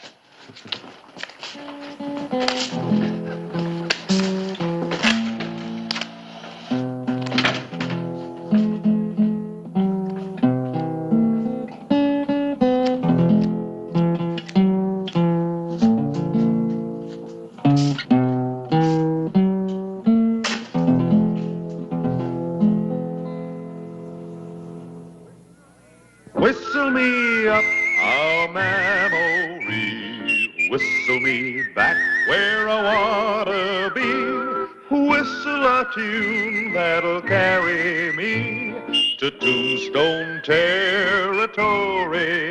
If your past has run afoul of the law, it's a handy place to be, 'cause your future's just as good as your draw in Tombstone territory. Whistle me up a memory, whistle me back where I wanna be, to Tombstone territory.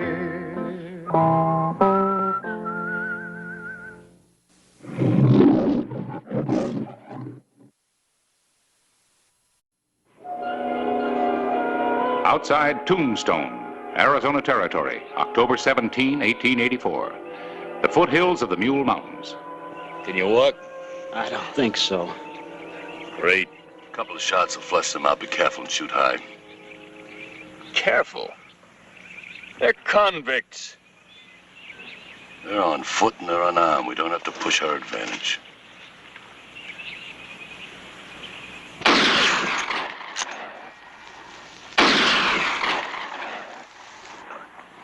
We better give ourselves up, Callahan. We'll never make it. A bullet now or a noose later. I'll take my chances with a bullet. I'm coming out! Get down! Get down! All right, McQueen, hold your fire. They're coming out.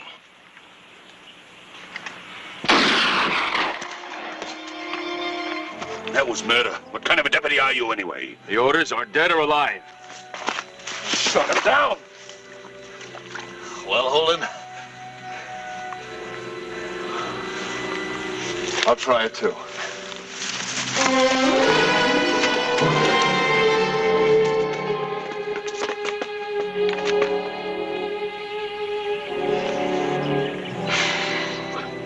Well, we missed him. So I shot a killer. If you haven't got the stomach for it, then go back to Sonoyta and take that desk job. Take your hands off me. You'll hear about it when I'm ready to quit. You better give it some thought. A lot of thought. Fast.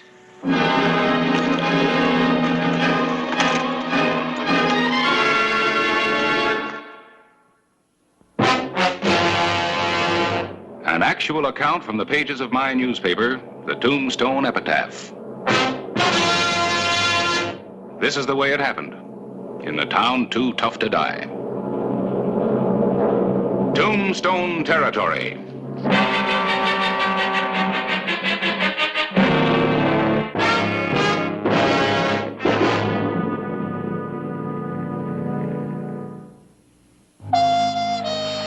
Tombstone, the same day, October 17, 1884.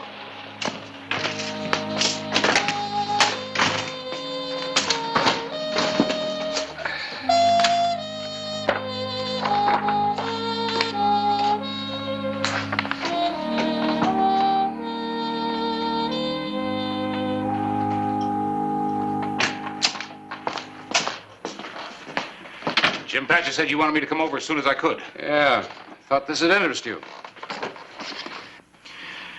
Wanted dead or alive, Tom Holden, for a killing in the Wells Fargo robbery of April 23, 1882. Well, this is a couple of years old. I remember it. Holden was caught and convicted and sentenced to life in Yuma Penitentiary. And 3 weeks ago, he escaped with 2 other convicts. Oh. And he's been wanted dead or alive again ever since, up until yesterday. They caught him? No, they found new evidence that he's innocent. Well, at least innocent of the killing. I see. Well, this is quite a story, an important one. I'll wire Tucson and get all the facts and do it up right in the epitaph. Can I have this? Sure. Where you going? To send that telegram and get back to work. I'm up to my ears.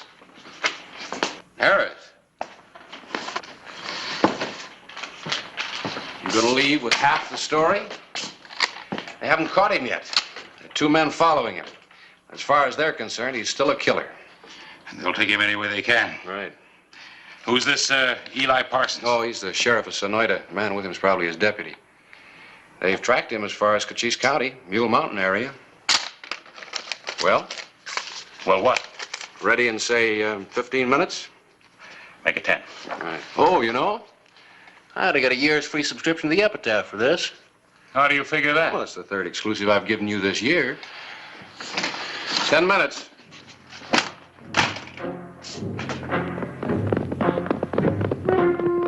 A few hours later, near the foothills of the Mule Mountains.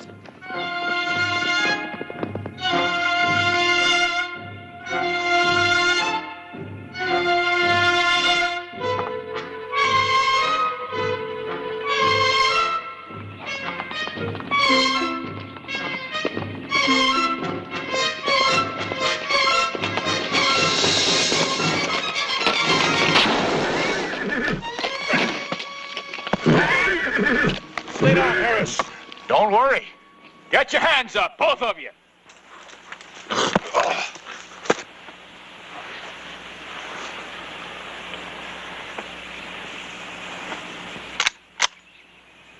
Now walk over and keep your hands high.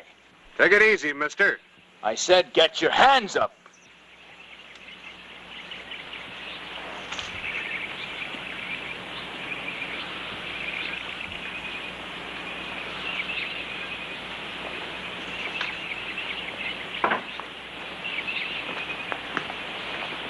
What's the trouble here? Your boy. I'm Clay Hollister, sheriff of Tombstone. Hollister, of course. Ferris Clyburn. Howdy. Hello, Sheriff. McQueen, what are you trying to do? Excuse my deputy, he's a little jumpy. A little? You take care of the horses, McQueen. And that doesn't mean shoot him. Well, there's no harm in being careful. We're on a manhunt, Sheriff. You could have been the man we're searching for. Oh, is that so? Yeah. Well, I understood the men that you're looking for are on foot. All right, McQueen, take care of the horses like I told you.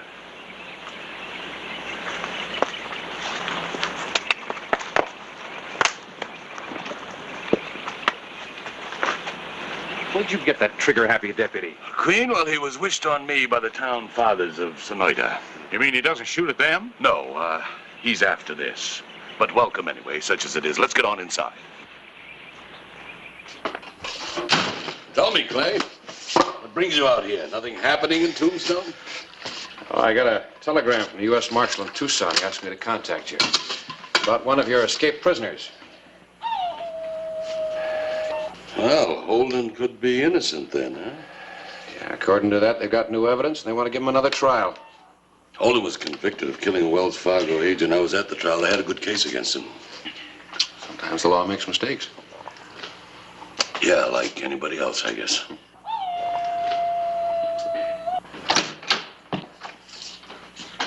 McQueen? Yeah, you better read this. Might help calm down that trigger finger of yours. Well, Clay, there's only 2 of them left now. We buried Seth Wheeler this afternoon. No sense going into details on that. Now, Holden and Callahan are on foot and unarmed. We should catch up with them by morning. And, we're giving Holden every chance to come in. I'd say we already gave him his chance. And he didn't take it. You got a personal grudge against him? I never saw him before in my life. But he's a convict. Nobody's proved he's innocent yet. Sounds like a coyote. No, it's not coyotes. Well, what is it, Sheriff? Owls? Apaches. Apaches.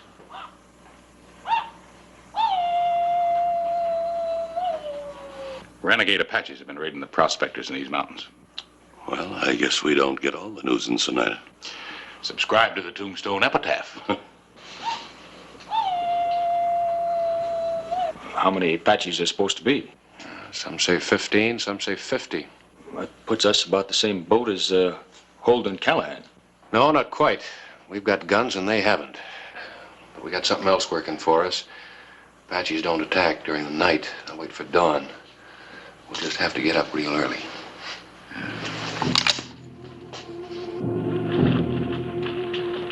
October 18, 1884. Sheriff Parsons followed the trail of the escaped convicts with an experienced eye. Their time was running out, and there was no trace of Indians or coyotes.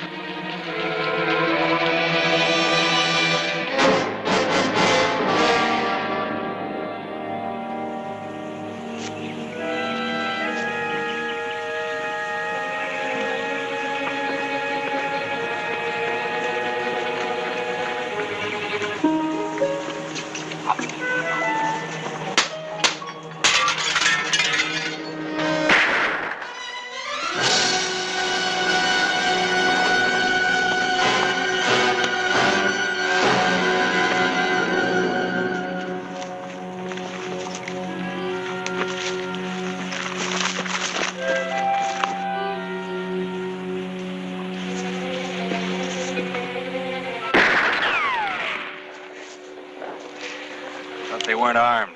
Looks like they are. Maybe they got the guns from the people inside that cabin. Clay, you keep us covered. Queen and I'll work our way in close. Eli, remember, we want Holden alive. Yeah. All right, Clay, you come with me. Queen, you give us cover. Maybe you'd like us to surrender to them.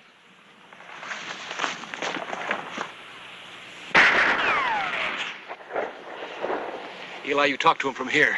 I'll circle around behind the house. Clay, wait a minute. I'm supposed to be taking the chances here. Well, you're not exactly home in bed.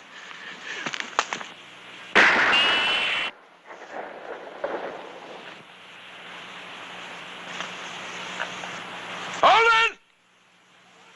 We have new evidence in your case.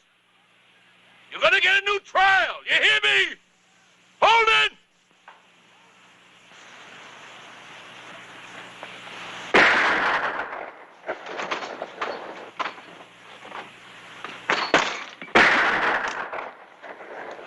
Holden! Give me the rifle. Come on in. How is it, Parsons? It looks worse than it is. Take him inside, McQueen. I've got bandages in my saddle pack.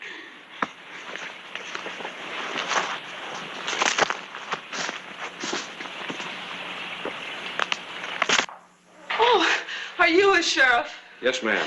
Well, catch them! Kill them! They killed my brother! Clay, is this the sharpshooter? I didn't mean to. I'm sorry. I thought they were coming back. Who? 2 men. They came here this morning. They demanded food and guns and horses. Oh, we must fix that arm. My brother tried to stop them. Gauze and bandages. Thank you. But there was an older man. Oh, that'd be Callahan, Clay. Yes, that's what the other man called him. He grabbed a gun from the table. He shot George. The other man tried to stop him. They fought. For a moment, I thought he'd killed the other man. Oh, am I hurting you? No, that's all right. Go ahead. Then this Callahan forced the other man to go with him. They took our horses and rode south. They're probably dead by now. Not Apaches? I've seen them twice this last week. George and I were working a streak of silver south of here. The Apaches were camped out there one night. It's been so hard here. George tried.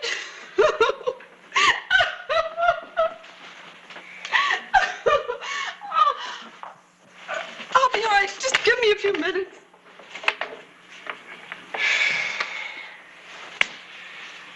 Well, what are we going to do with her?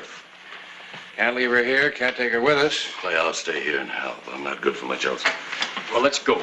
Queen, remember, we're giving Holden a chance to come in, and don't you forget. Oh, Clay. Yeah? Be careful, huh? Are the Apaches? No.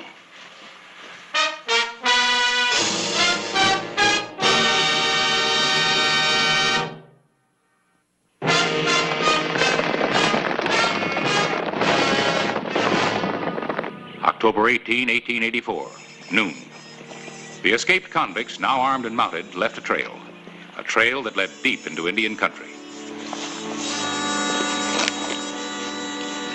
Holden and Callahan?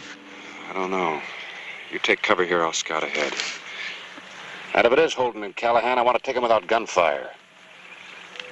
No sense advertising ourselves to the Apaches.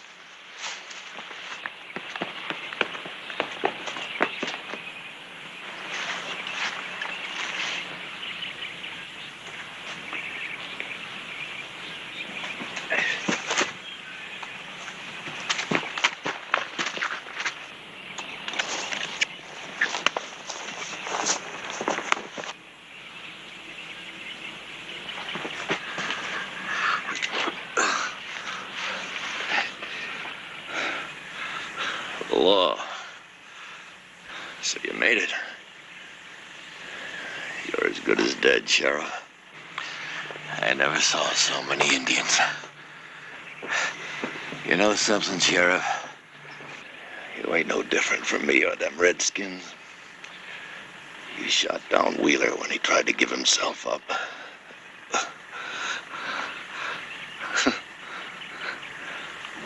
boots. They even took my boots. What happened to Holden? Bullet or a noose. I never figured on an arrow. Is Holden still alive? Gave him my gun. Told him to make a run for it. Where? Where'd he go? Up there somewhere.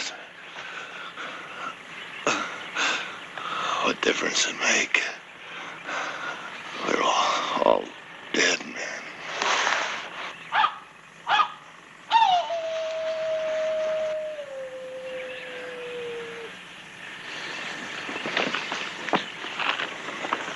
Must be a coyote. Yeah, a coyote with a new pair of boots. Let's get out of here. Holden could still be alive. Well, we won't be if we stay. Then you go back. Hey, up on the hill. McQueen, take the horses, tie him out of sight.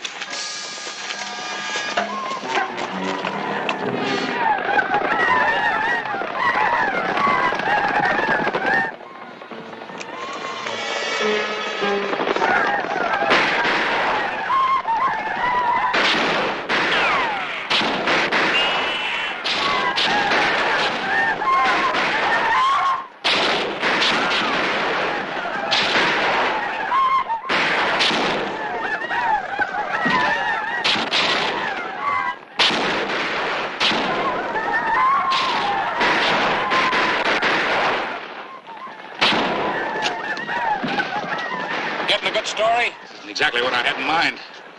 Can't interview the Apaches. Don't speak the language. What are you worried about? Making their meaning pretty clear.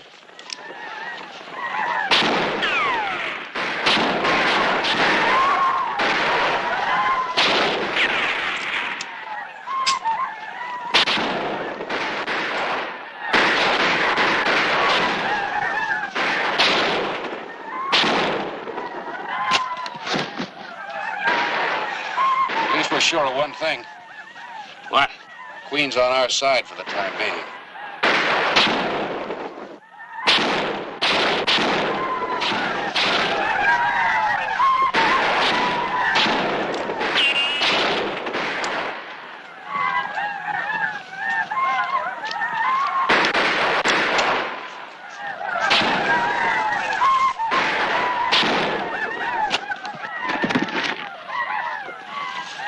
Times when the sword is mightier than the pen. Guess there'll be no holding you down after today. Provided I live through it.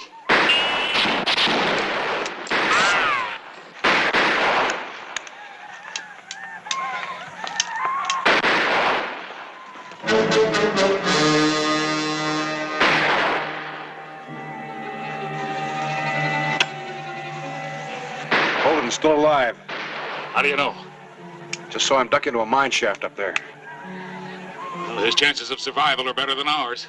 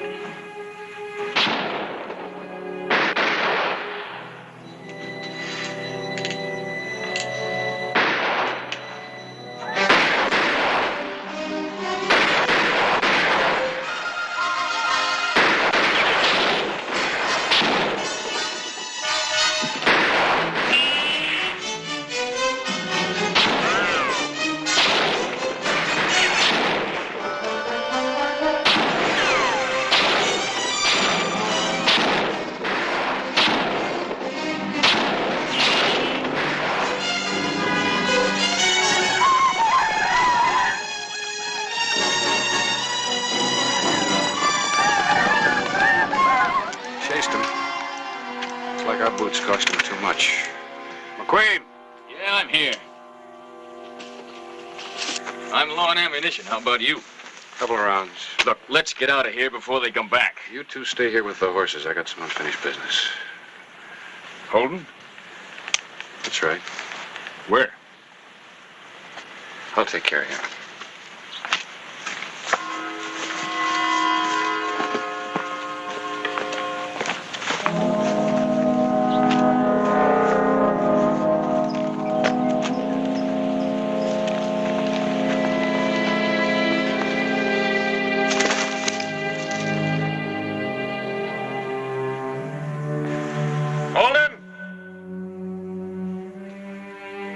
Can you hear me?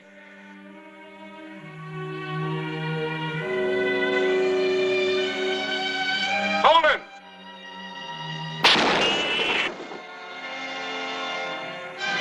Save that ammunition. I got a telegram from the U.S. Marshal in Tucson. You're going to get a new trial. Can you hear me?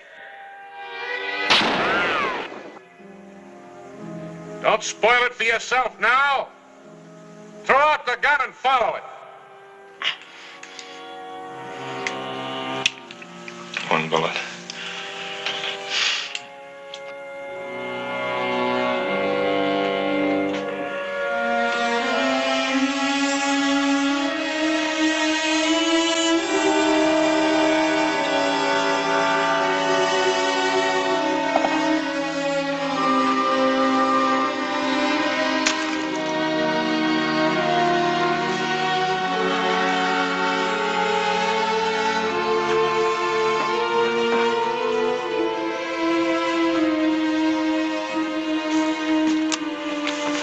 Take care of himself. I know what I'm doing. You watch the horses.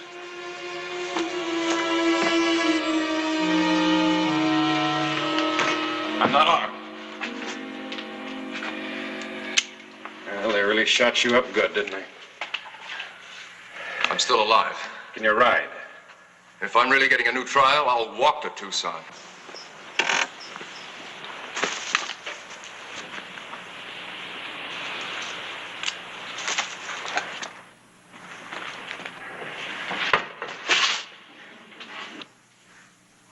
That's him.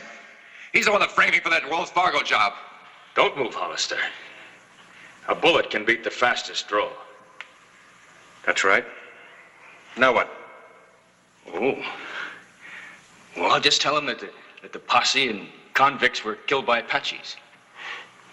And you were the only one that escaped. That's right. I was lucky. Clay?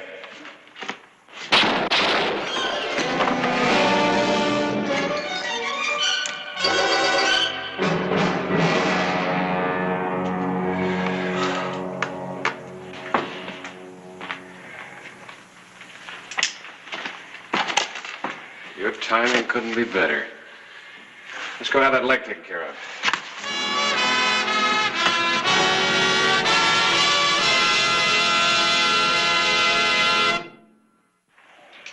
Well, Hollister, this is my last official job. When I get Holden back to Sonoyta, I quit. Oh, well, maybe you ought to think that over. You know, there's nobody in line for the job anymore. No. McQueen wasn't right for it. Anyway, Sonoyta needs a younger man. Besides, I've made a business deal. Oh, business deal? Yes. I'm coming back and help Bess work the mine. You see, Bess and I are going into partnership. Well, I'd say that you're not getting any older. Matter of fact, you're a lot younger. As a very attractive woman. Thank you, Sheriff, but I do need help. Well, goodbye. Goodbye. Yeah, and who knows about that mine? I wish someone would take a shot at me. Oh, well, you just keep writing those fiery editorials.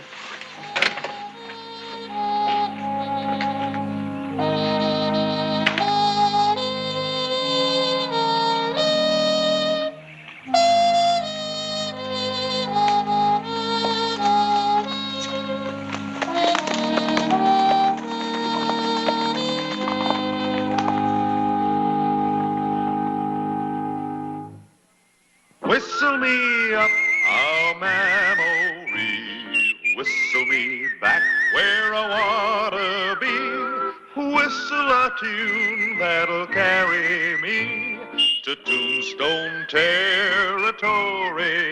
If your past has run afoul of the law, it's a handy place to be.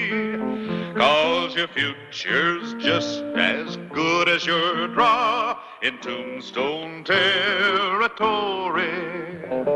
Whistle me up a memory, whistle me back where I wanna be, to Tombstone territory.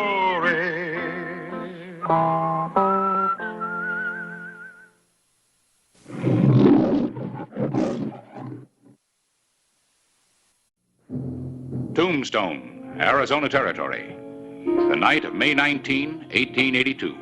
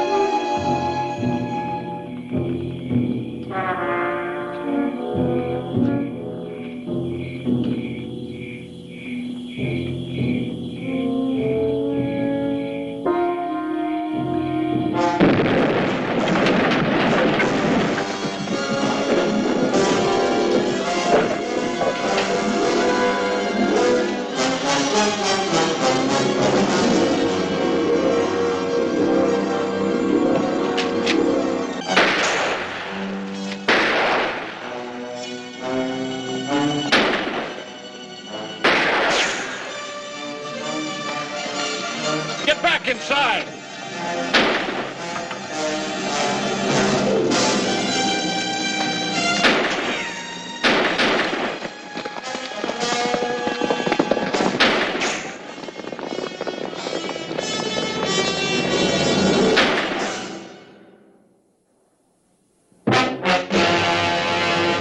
An actual account from the pages of my newspaper, the Tombstone Epitaph.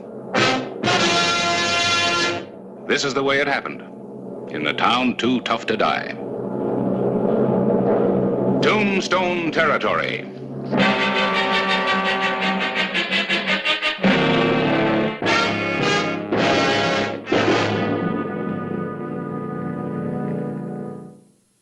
Sunday, May 20, 1882. The Tombstone Bank had been robbed in the dark hour before dawn, and an innocent bystander had been killed by the fleeing gunman. Todd, stay here. Sam and I are riding down to the Jensen's. Cover us.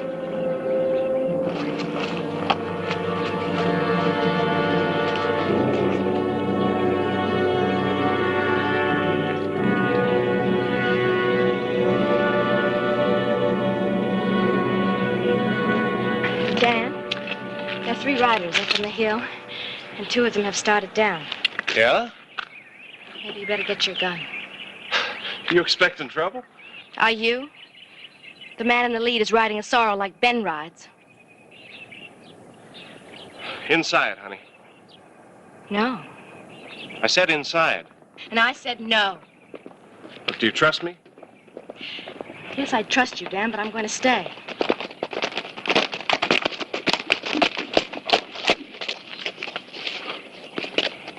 Somebody up the hill told us this was the Jensen farm. I guess you must be Dan Jensen.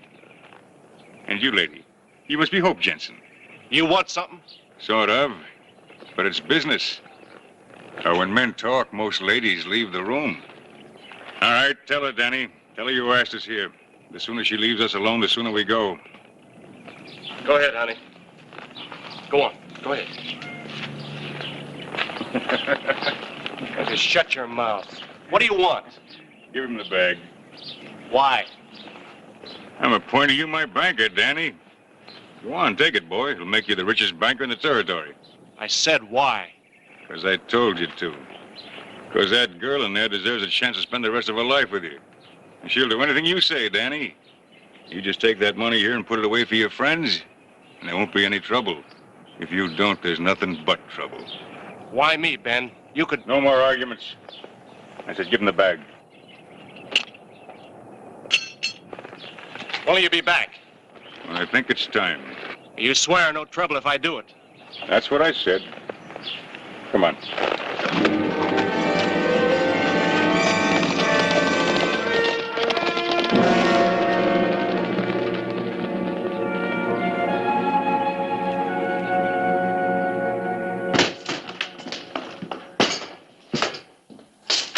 Oh, I was just leaving you a note. What about? About the bank? Any news? Yeah, it was robbed. Well, thanks for the exclusive.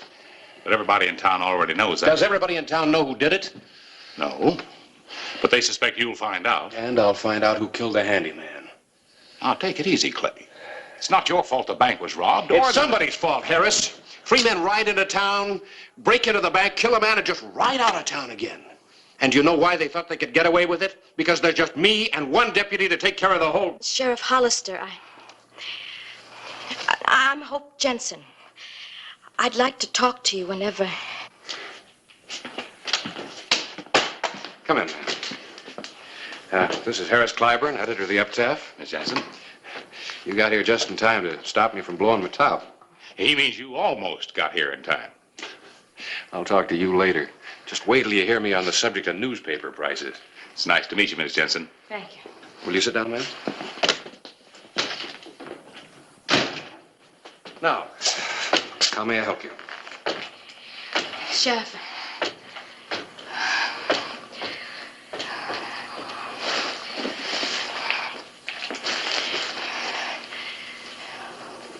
Look inside.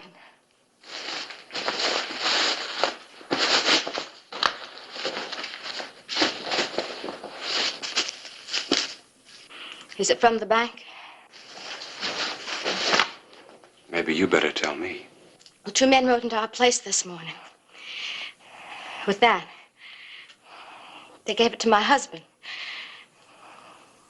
He hid it. I watched. Later I found it and I brought it here. Sheriff, I don't know why Dan took it. I just want you to Mrs. help Jensen, him, please. getting I'm upset afraid. isn't going to help. Now, please sit down.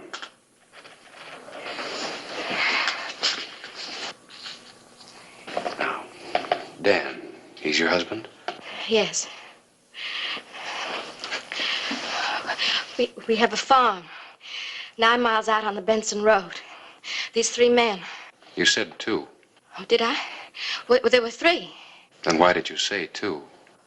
Well, only 2 rode in. The other man stood as a kind of lookout, I guess. I see. Did you know them? No. No, I don't know them. Did your husband? No.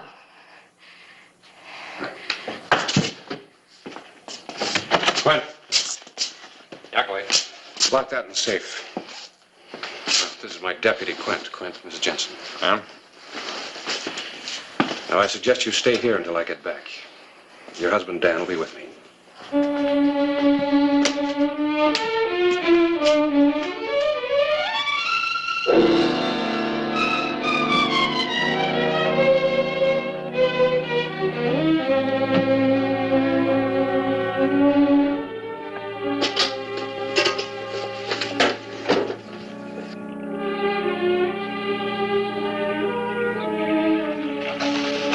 Dan Jensen? Yeah. I'm Clay Hollister. You the sheriff? That's right. I'd like to talk to you for a minute. Your wife's in my office, Mr. Jensen. Why? She brought me something. You know what? Well, what'd she bring you? Money. A whole sack full of it. The money belongs to the Tombstone Bank. Would you like to tell me why you had it, Mr. Jensen? Your wife has already told me how you got it, but I want to hear it again from you. I'm waiting, Mr. Jensen. Hope's in your office? That's right. Well, this is the truth, Sheriff. I kept the money because they threatened Hope. She didn't know that, but they meant it. And I know them. You do? Yeah, I do. Let's go.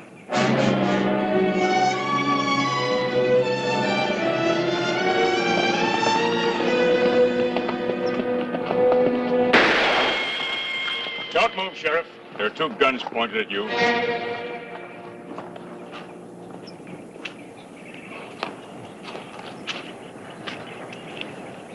So you told the law, huh, Danny? No. Now listen to me a minute, Ben. Listen? Listen to what? He give you our money, lawman? Your money? Where is it, Dan? I don't know. You don't. Get off that horse. You too, Dan.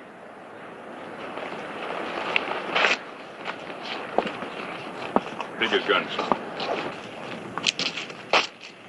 The sheriff even itches himself. Kill him. The money. I haven't got it. Who has?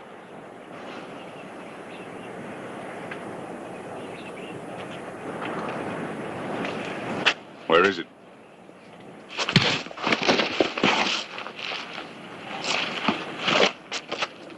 Todd, find out where it is.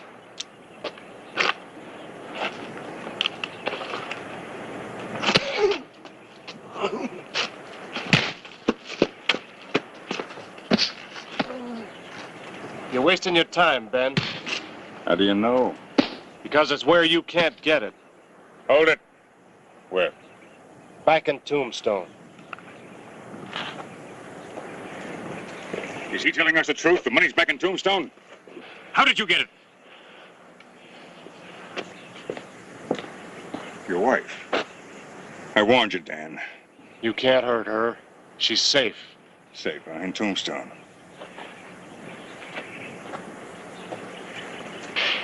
So you got the money, huh, Sheriff? She brought it to you.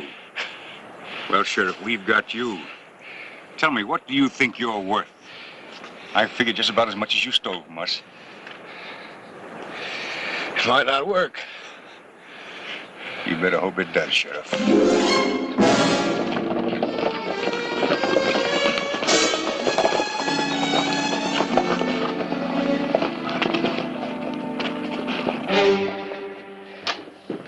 Sit down.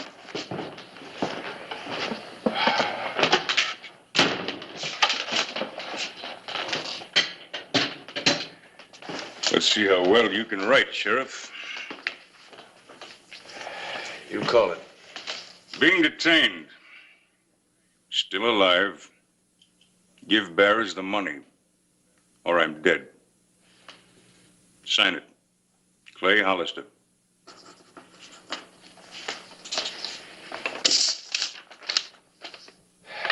You write well, Sheriff. You sound like you've had lots of experience with this sort of thing. Todd, you and Sam take him into town. Get that money back. Well, if they don't, they've got a dead sheriff. What do you mean, take him with us? Just that. Ride right up to the sheriff's office, but one of you stay outside with him. Make it look like he's one of us. Suppose he tries. He won't, because one of you is going to be in a position to kill his wife. And I'll kill his friend here for sure. He knows that, don't you, Danny? Suppose they try and follow us. They won't. Make it clear, any fix is no deal. They never get Hollister. After we get the money, what about him? Bring him back. Yeah, then what? Well, Danny Boy's going to ride with us for a while. And? I'll let you know later. Now get moving.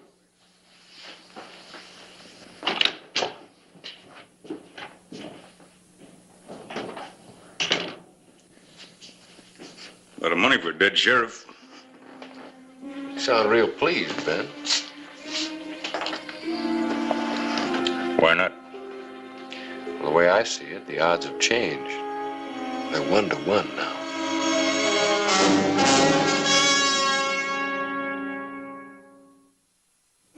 Later the same day, May 20, 1882.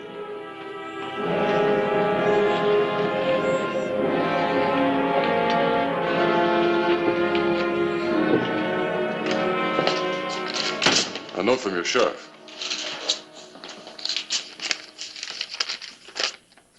Being detained but still alive. Give them the money or I'm dead. Clay Hollister. What's the meaning of this? Just what it says. Hollister, he won't be back. Unless we get the money. Dan outside. He told me to tell you that. You're lying. Dan wouldn't say that. Go to the door. Ask him yourself. But no further. I wouldn't.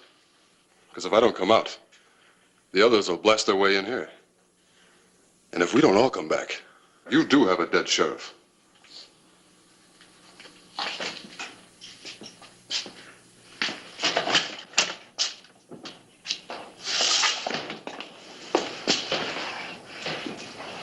Dan, is it true?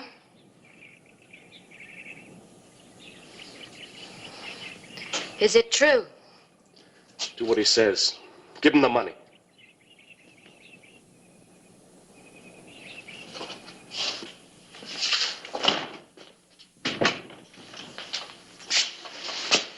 You all heard him. The money. Supposing we do give you the money, how do we know you won't kill him? You don't. I guess that's a chance you'll have to take.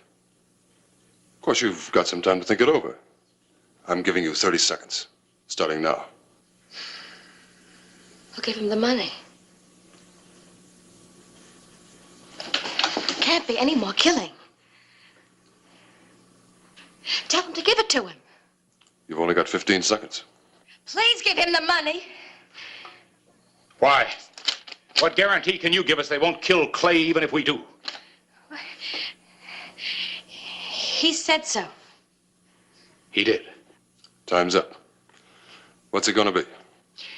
Quint, open the safe. Give him the money.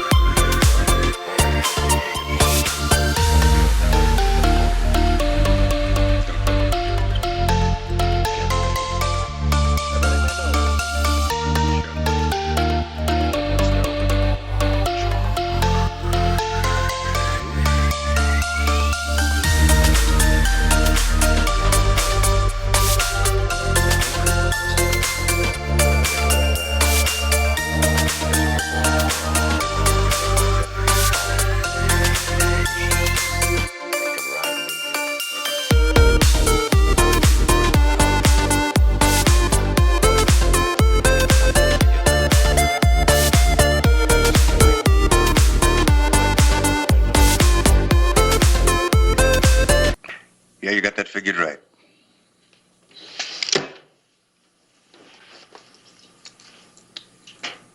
It's getting late. Frankly, I'm in no hurry for him to get back.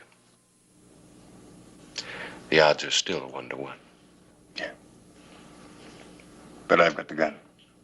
I can wait. Can you?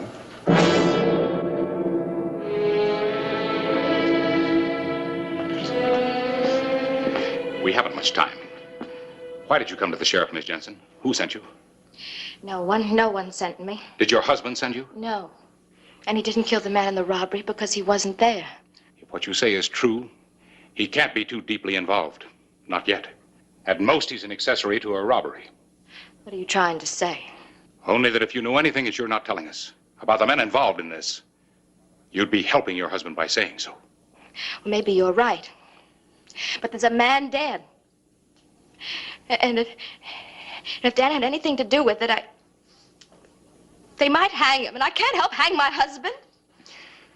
And what happens to him if Clay Hollister is killed? I can't tell you anything.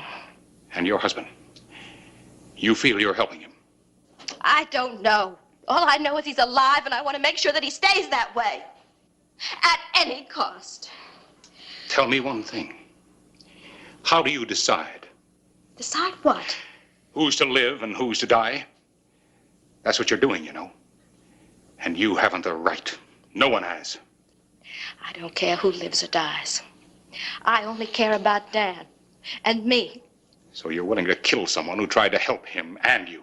No, I'm not. Yes. Yes, you are. Oh. I'm sorry, Miss Jensen.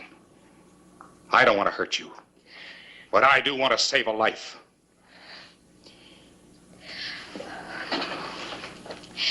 There were 3 men. 2 of them you've seen. I don't know them, but the leader is a man called Ben. Ben Jensen. He's Dan's brother. His brother? He has a place out near ours, to the east. The first place to the east? Yes. It's best you approach it from the corral side.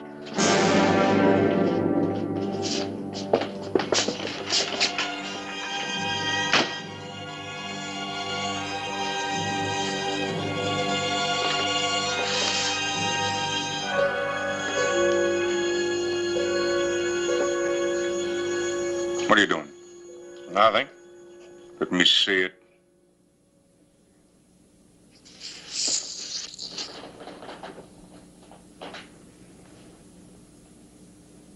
You think you're smart, don't you?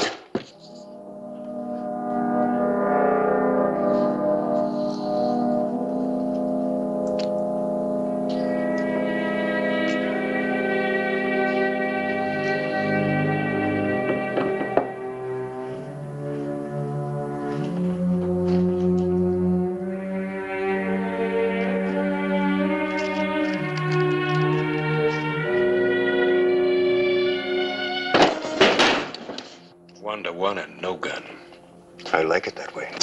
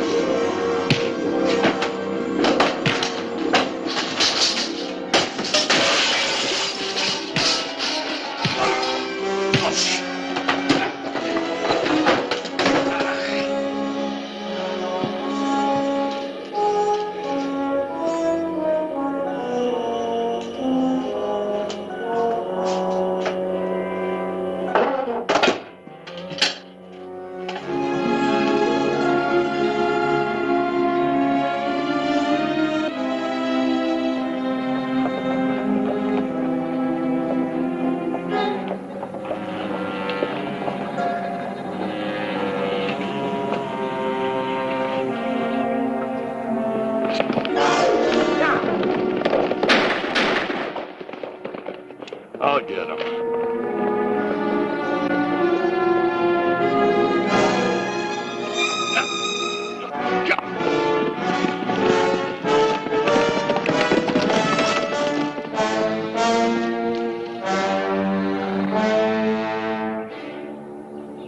Don't go for your gun, Todd.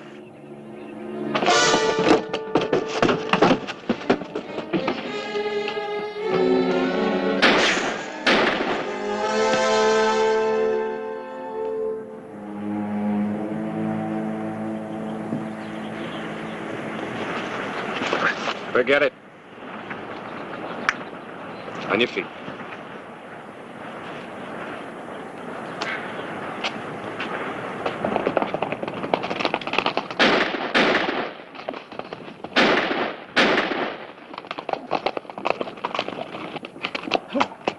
Hold it.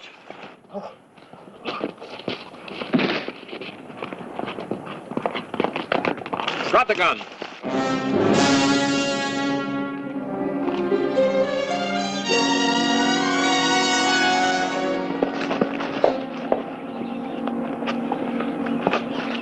Where's Dan Jensen? He's wounded. The editor's back there with him. Take care of these two. There's one more inside that I want to see to personally.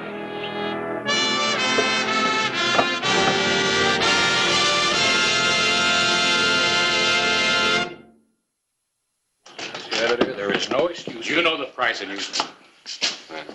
Sheriff, I just came from the hospital and Dan's going to be all right. Oh, good. Looks like our troubles are over. I want to thank you. Well, at least Ben Jensen won't be troubling you anymore. Looks like he'll be staying right here for good. I'm sorry I had to be so rough, Miss Jensen, but I'm surprised. You're surprised?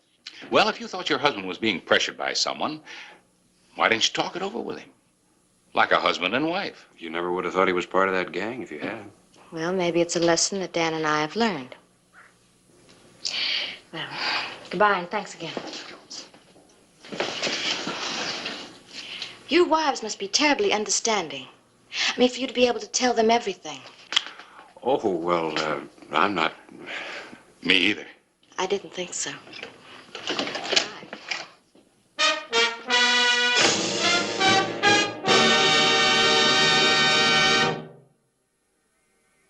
Whistle me up a memory. Whistle me back where I wanna be. Whistle a tune that'll carry me to Tombstone territory. If your past has run afoul of the law, it's a handy place to be. 'Cause your future's just as good as your draw in Tombstone territory. Whistle me up a memory. Whistle me back where I wanna be, to Tombstone territory.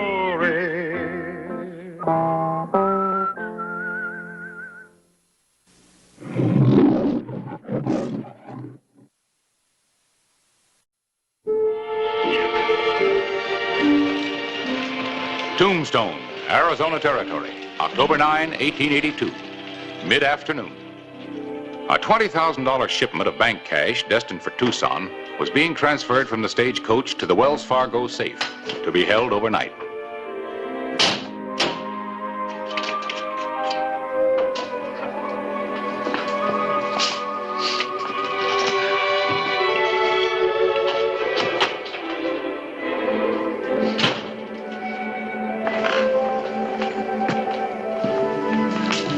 Help you, ma'am? You're the sheriff. Clay Hollister. And you're... Liz Dalton. I just came in on the stage. I'm staying in town overnight. I'm on my way to Tucson. It's my first trip there. Oh, it's too bad. That's Tombstone's loss. But you're welcome anyway. It's my deputy, Quint. Hello. If we can be of service? You can. For one thing, I thought perhaps you might recommend a nice place for me to stay. Oh, well, there's the Russ house just down the street. It's about the quietest place in town. Thank you. Oh, Sheriff, do you think that I might arrange to leave these in the safe overnight? Well, that'd have to be up to the Wells Fargo people. I'd feel a lot safer if I could. They're quite valuable, my jewels. Most of them are family heirlooms, so naturally they mean a great deal to me. Sounds like a good idea if it's all right with Sam. Sam? Miss Dalton here would like to use your safe. Well, sorry, the safe's for company business only.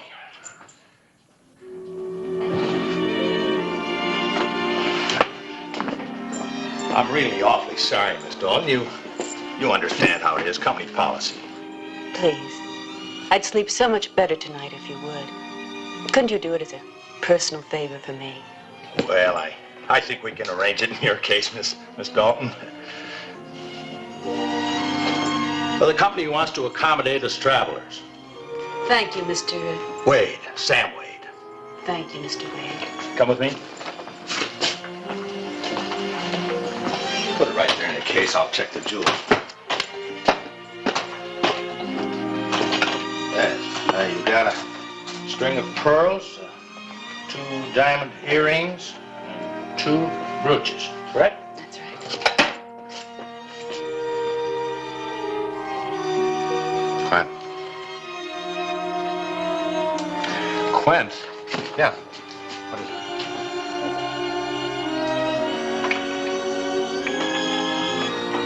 I think I can take care of things here if you want to go finish your round.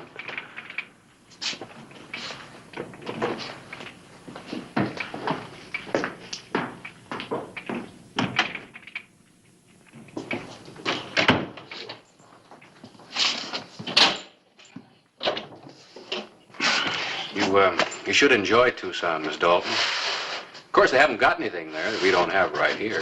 Maybe a little bit more of it. I'm sure I'll like it, Sheriff. There.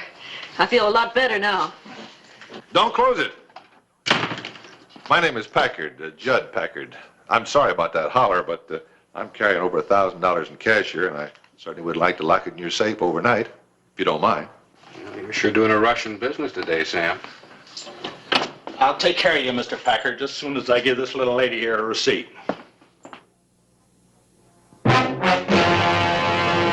An actual account from the pages of my newspaper, the Tombstone Epitaph.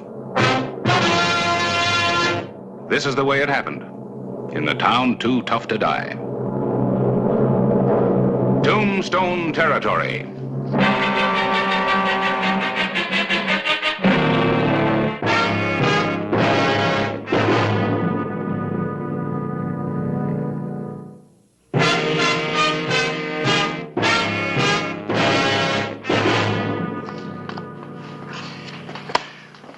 Well, I was just going to do that.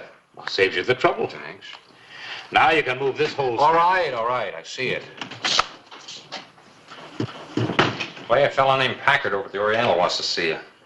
Said he needs your help. Packard? Oh, yeah. What did you want? Well, he's in a big ruckus over a poker game. Looks like it could get serious. All right. I'm going over that way. I'll walk with you.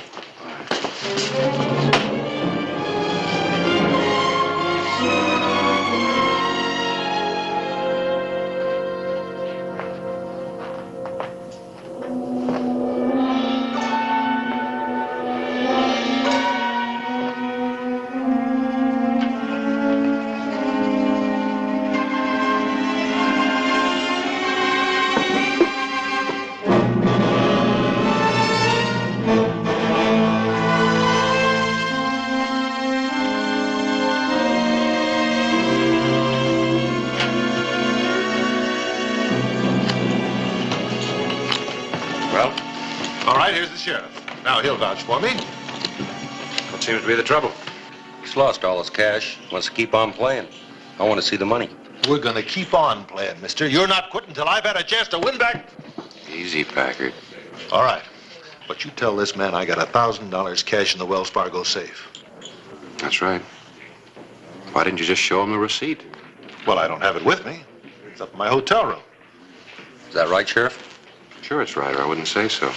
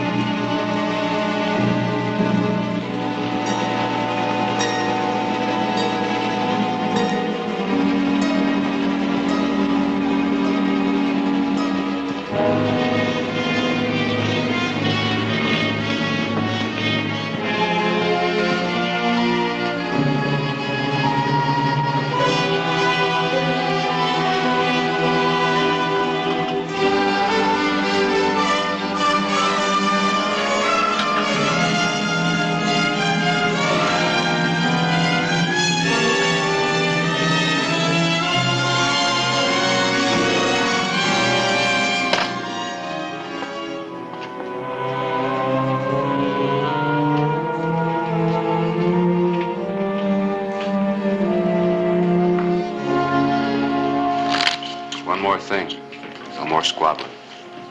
Keep the game quiet or it breaks up. Oh, Sheriff. Yeah? You know, it might be a good idea if you stuck around for a while. What for? Oh, sort of keep an eye on the game. After all, man's been as lucky as Todd here. Winning steadily, hand after hand. Might just learn something. You accuse me of cheating? Well, you don't mind if the sheriff watches, do you?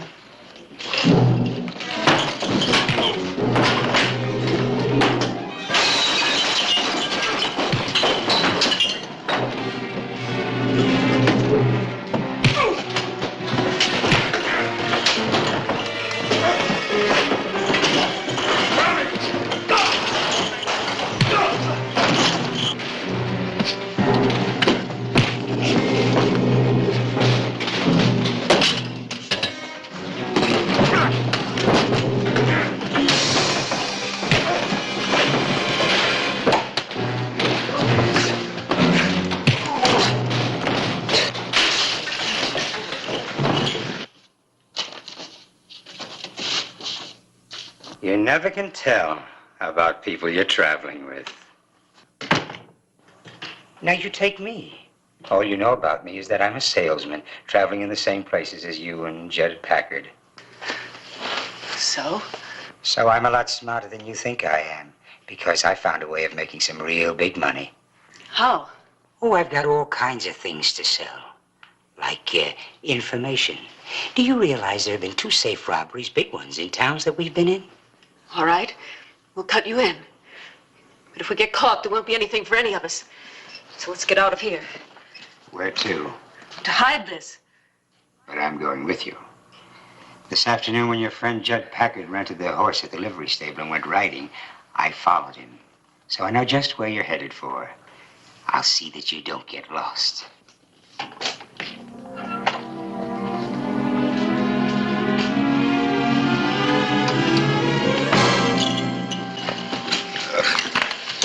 You all through, Packard? Yes, I'm through. All right, shut up. You really wrecked this place, now you're gonna pay for it. I'm not gonna pay for something You want I to spend some time in a Tombstone jail? All right, I'll settle up in the morning when I get my money out. All right. Now I suggest you head for your hotel room. The rest of you can head for home, too. This card game's over.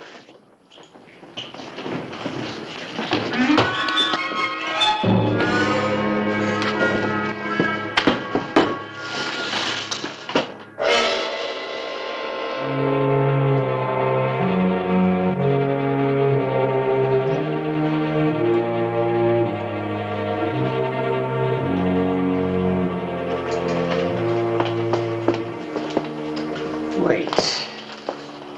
This is far enough. I've decided. We don't have to hide it. But we're strangers here. The sheriff might search our rooms. Judd will come back for it in a day or so. That's the way we always work it. We'll decide on the split then. Oh, I've already decided on the split. What do you mean? This one's mine. All of it. Oh, no, you don't. Oh, don't I? You think the price of freedom for Packard and you is too high? Hand it over, lady. Give it to me. All right.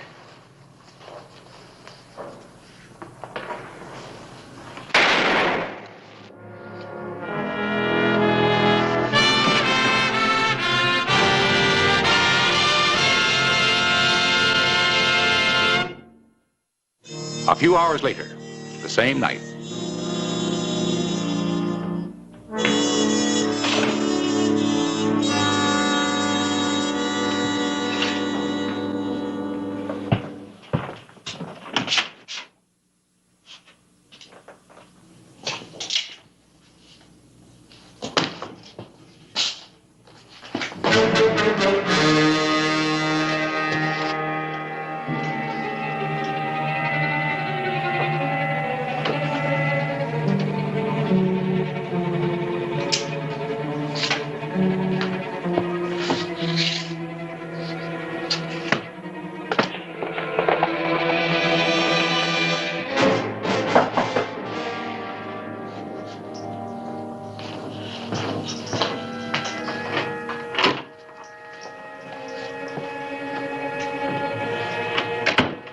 Well, did everything go all right? No, it didn't. Something went wrong, real wrong. What do you mean? What happened? You remember that little man that came in on the stage with us? Kept trying to make conversation? What about him? He followed me. He caught me red-handed. I didn't even have a chance to close the safe. What do you mean he followed you? Just that. He was in Lordsburg when we were. Maybe Prescott, too. So? So he knew. He must have seen us make the deposits. Then when the places were robbed, he put two and two together. He's been following us. All right, all right.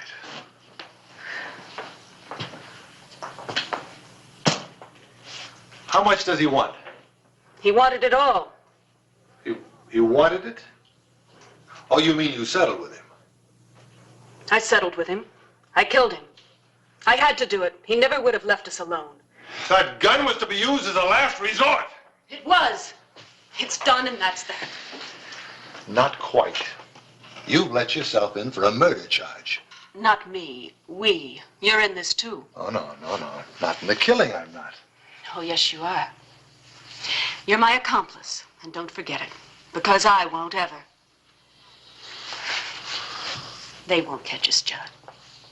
And besides, we're rich. Very rich.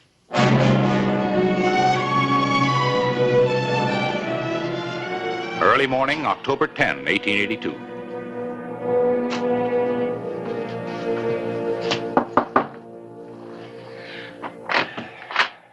Morning, Miss Dalton. Sorry to waken you so early, but I've got some bad news. About what, Sheriff?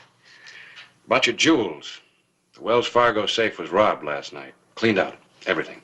Everything. But my jewels, they're family heirlooms. They're worth a fortune. I'm sorry, Miss Dalton. Of course, I'll do everything to recover them. But I put them in the safe so that... Sheriff, I'm holding you personally responsible, along with the Wells Fargo company. You'll both be hearing from my attorney. Yes, ma'am. But in the meantime, I'll need a description of the jewels, as complete as possible. It was a string of pearls. 43 pearls in each strand, each one perfect. Pearls 43. There was a serial number on the clasp, 578348282. 578348282. And there were a pair of earrings, gold mountings. There were 5 small, perfect diamonds in each one. That's a total of 10 diamonds, Sheriff. Your addition's as good as your memory, Miss Dalton. And there were 2 brooches, cameos. Sure. There were dates inscribed on the back. One was March 6, 1818, and the other was August 21st, I think, 1831. 21st, 1831? Yes, that's it. That's everything, Sheriff. Thank you, Miss Dalton. You'll be hearing from me.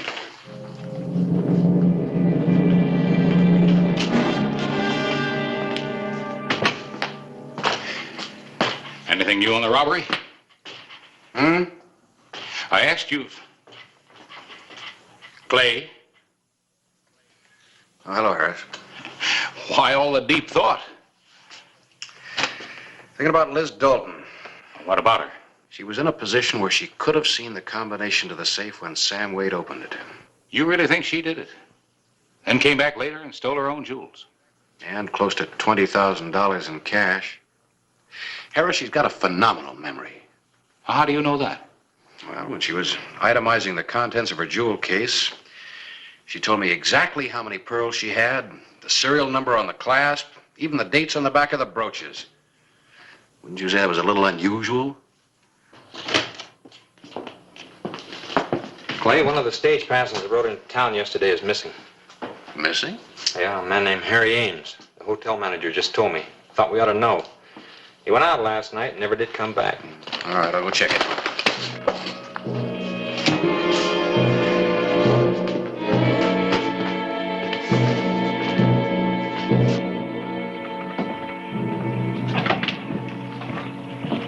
Sheriff Hollister, I was just on my way to see you.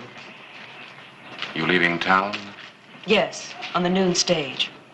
You can contact me in Tucson at the Arizona Hotel, if and when my jewels are recovered. I'm sure you'll do everything possible to get them back for me, Sheriff.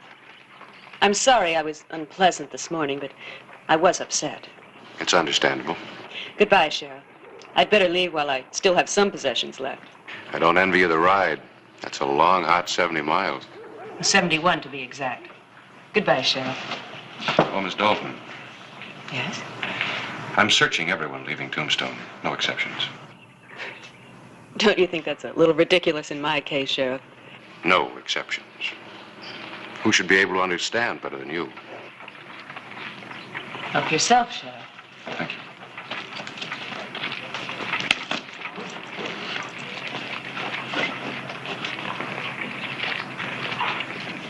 Nothing unusual, except maybe this. Unusual, Sheriff, for a woman traveling alone. Well, thank you very much, Miss Dalton. I'm sorry for the inconvenience. You can go now.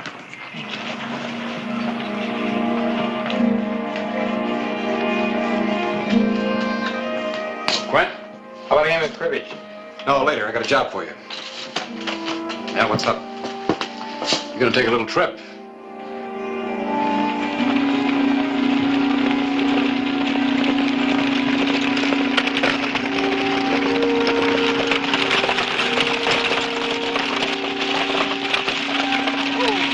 Going to Tucson with you.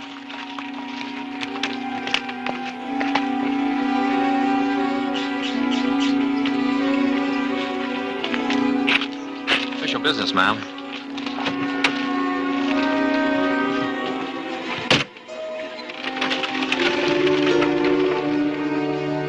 Later the same day, October 10, 1882.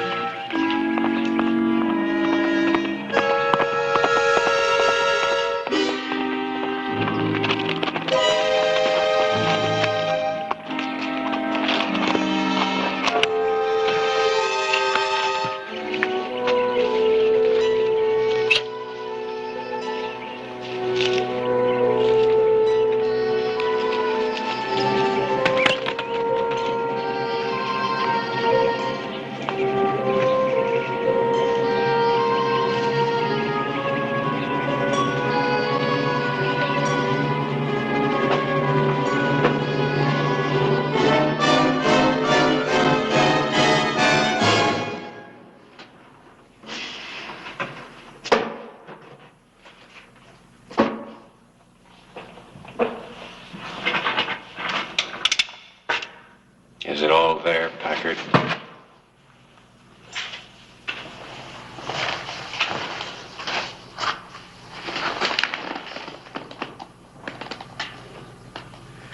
You're in this deeper than I thought. First robbery, now murder. Let's go. Leave it. I'll carry it for you. Move out.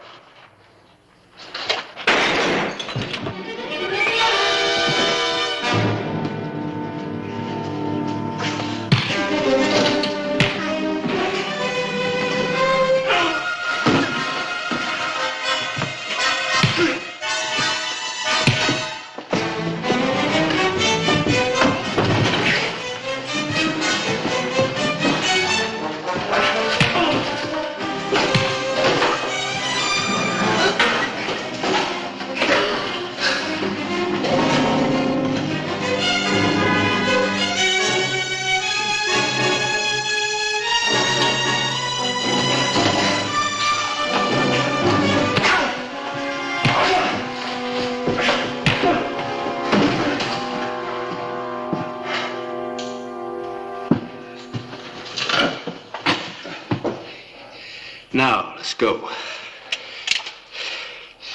I got a telegram to send to Benson. There's no reason for Miss Dalton and my deputy to travel all those 71 miles to Tucson. She's got some unfinished business right here in Tombstone.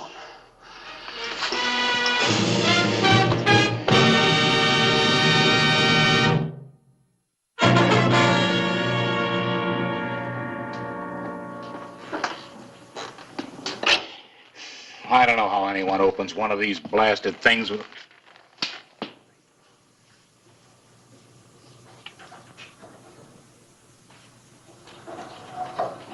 Hello, Clay. I was just trying to figure out whether Liz Dalton will open that thing by remembering the combination or whether she did it by sound. You know, listening to the tumblers. Why didn't you just ask? Here. Answer your inquiry, Ray Judson Packard and Elizabeth Dalton.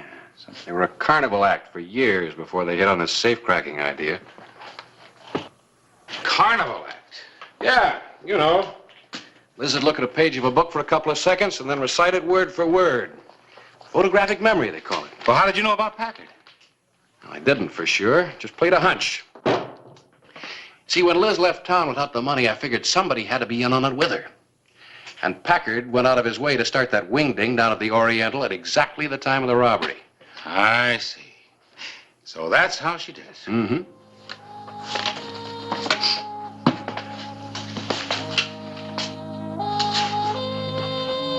Gwen. From now on, when I'm out of the office, I want you to keep an eye on the editor here. I think he's planning on a life of crime.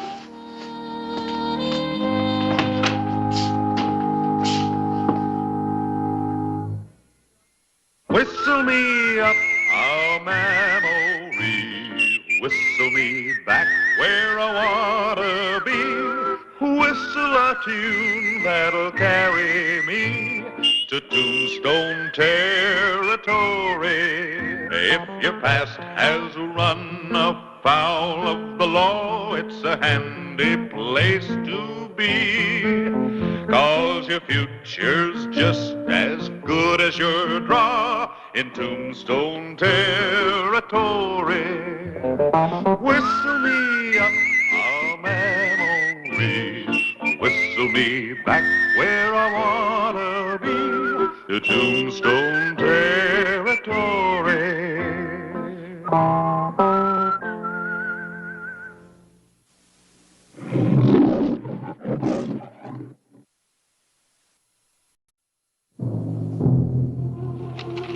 October 15, 1882.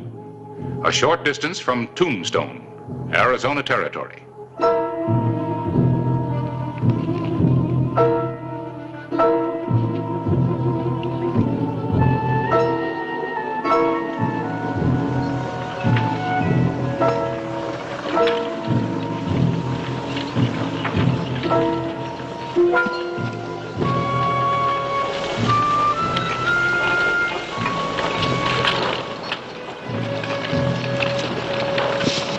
Me first, gentlemen.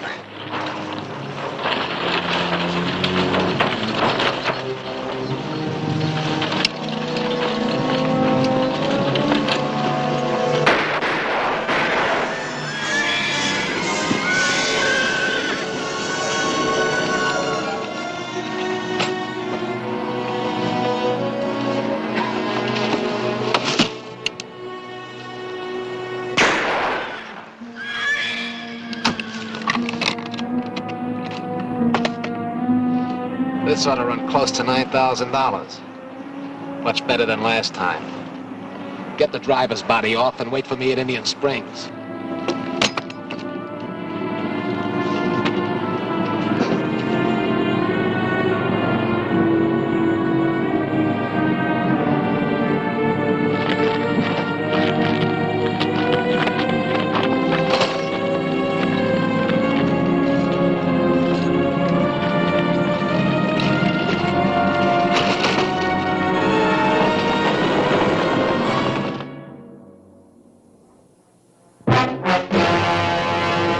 An actual account from the pages of my newspaper, the Tombstone Epitaph.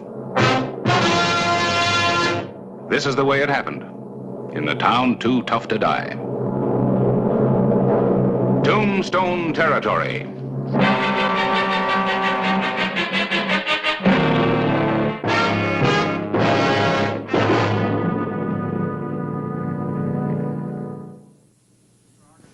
Another Argus wagon ambushed, 2 more brutal killings, and now, for the first time, committed in the jurisdiction of Clay Hollister, Sheriff of Tombstone.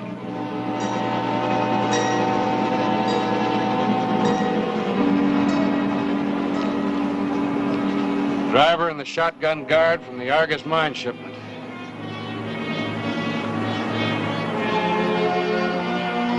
Wait here.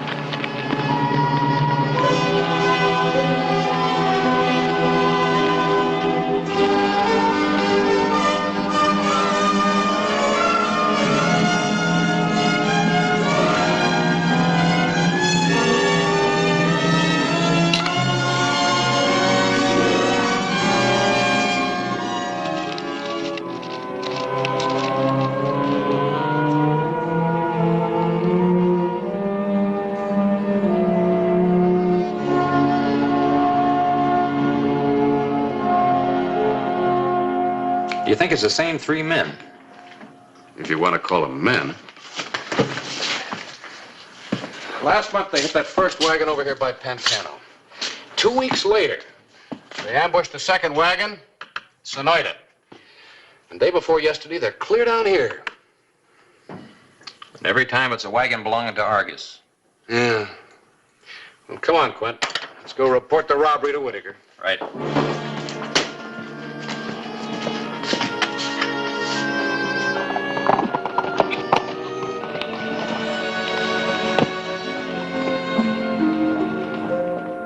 And all 3 of them got away? Makes you look kind of foolish, don't it, Sheriff? Oh, come on, Burgess. The sheriff isn't responsible for the entire Arizona territory. He's responsible for Cochise County. You don't even know who you're looking for. I know what I'm looking for, Burgess. That's how they get their information. They must have known where each of those shipments was heading and along what trail. Now, Clay, you've seen how cautious we've been. We've followed every suggestion you've made. Each time the wagon was carrying what you people call a small shipment of silver. That's true. Less than $10,000 in silver ingots. The big shipments haven't been touched. Any explanation? Yeah. Big shipments have 2 or 3 guards. Do that with a small load and it'll get through. He's got a point. Sure, he's got a point. An experienced guard costs $100 a day. Men like Bat Masterson, even more. You put 2 or 3 of those on our small shipments, there goes our entire margin of profit. When's our next wagon going out? I'm not certain. I'm driving that wagon myself, guard or no guard. Thanks, Burgess. I'll think it over. Think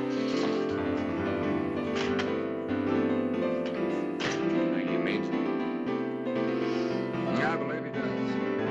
I also believe that if he does take the next wagon out, there's a good possibility that it won't be attacked. Meaning? Clay, there are 5 men on the tails of our silver shipments. 4 of them are officers of the company. The 5th man is Burgess. You think he could be the contact with the killers? I don't know. There's one way to find out for sure. Let him drive that next shipment. They'll ride shotgun. You're the sheriff. You call it. I've called it.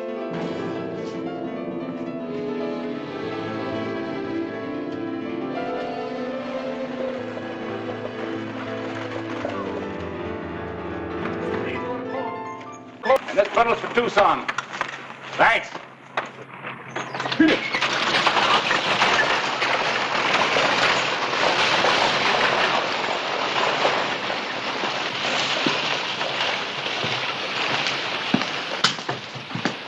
How many papers do you send out, Harris? About 700 now. The epitaph practically saturates the territory. I can believe that. I even found a piece of your front page out where that last Argus wagon was ambushed. Is that your only clue? Yeah, you can call it that. Good morning. Good morning, Mr. Whitaker. Suppose you can find advertising space for this in tomorrow morning's paper? Mr. Whitaker, for an ad that big, I'll print a new page. I'll see you later. Oh, Clay, if you got a moment, I'd like to talk to you. All right, I'll wait outside. Good. Still short-handed, huh? Yes, can you read it all right? Steady jobs in Tombstone for dependable men. Set it up in that big black type. I'd kind of like to attract the attention of the out-of-town readers. Let's see. Immediate openings for 10 drillers, also pushers, teamsters, and hard rock miners. Highest pay. Just set it up like the other ads. Sure will. And, thanks, Mr. Whitaker. Just bring some help to Tombstone. Clay, you still willing to ride guard on our next wagon? Of course. You'll be riding with Burgess. Does he know about it? No. Well, when do we leave? Monday morning, 8 o'clock. Sure hope I'm wrong about him. Just have to wait and see.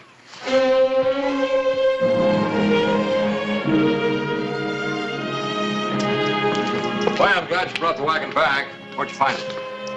Not far from Indian Springs. Horses had been unhitched and they were grazing nearby. How do you figure it? I don't know. Looked like 3 horses left the scene of the ambush, but only 2 of them were being ridden. One man must have driven the wagon and left it near Indian Springs. Well, it's all loaded and ready to go. I hope we don't lose it this time. Here comes Burgess. I'll let you break the news to him.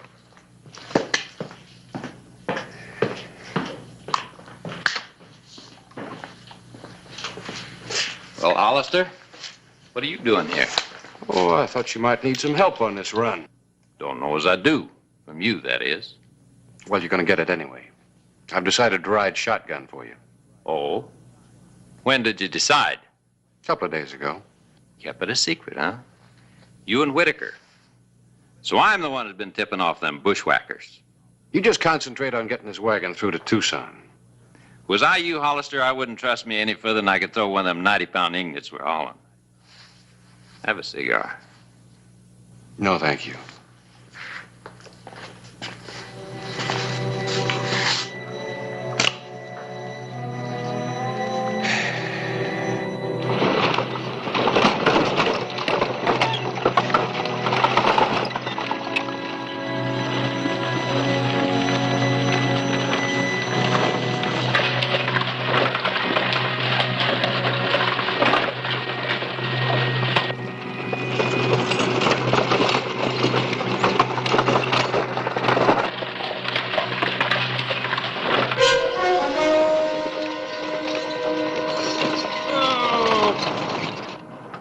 Just a little rock slide, Sheriff. I don't like the look of it. What's the matter? You nervous? You mean I'm going to have to go out there and clear them rocks by myself, huh? I'll cover you. I'll tell you what, Hollister. I'll stay here and you go out there and clear them rocks.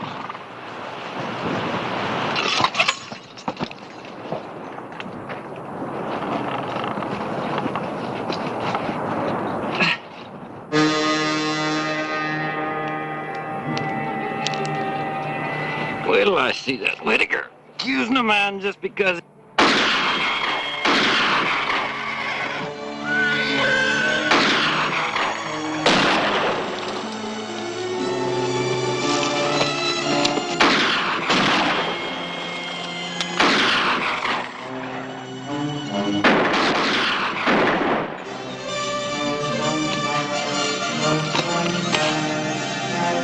Burgess! I'm all right. Stay under cover.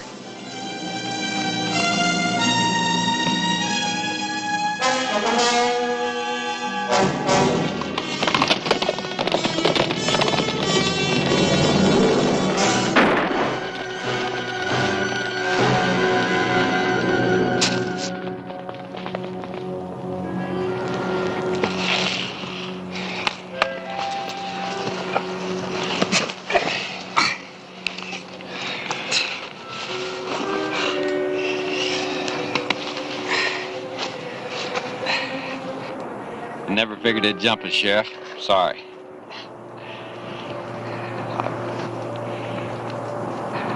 I've always had a big mouth. I'm sorry, too. I guess we had you figured wrong.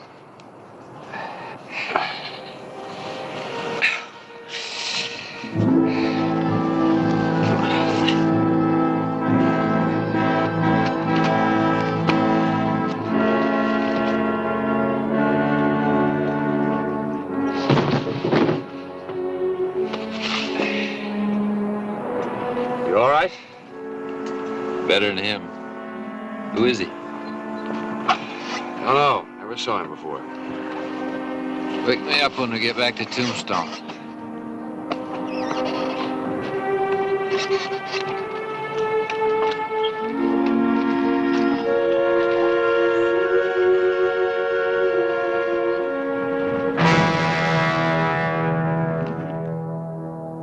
I'm very grateful that Burgess is alive.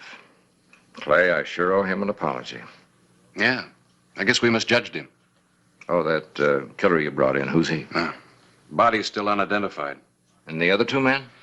I only saw their backs as they were riding away. Well, don't feel too badly about it, Clay. Burgess is alive. You did bring back the silver. There is one thing. I was wondering if there could be any... Yes? Sorry, the clerk said to come in. Oh, I imagine you're looking for a job? Yeah, that's right, a job. I'm sorry I can't see you now. Just wait in the hall. Yes, sir. You were saying? Oh, nothing. Just that there's no new evidence. I'll let you know if anything comes up. Oh, thanks, Clay. Thanks for everything you've done.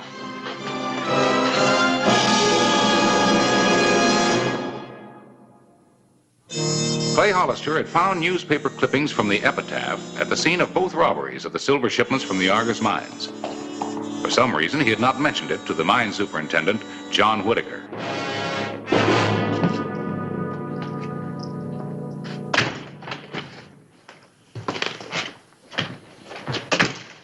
Guess you heard we had a little trouble. Yeah. You know better than to come into Tombstone. That tin star didn't recognize me. Doesn't make any difference. He'll never get us. No one will if you follow orders. Just keep on storing the silver at Indian Springs. Now go find yourself a new man to work with. Keep on taking your orders from my ads.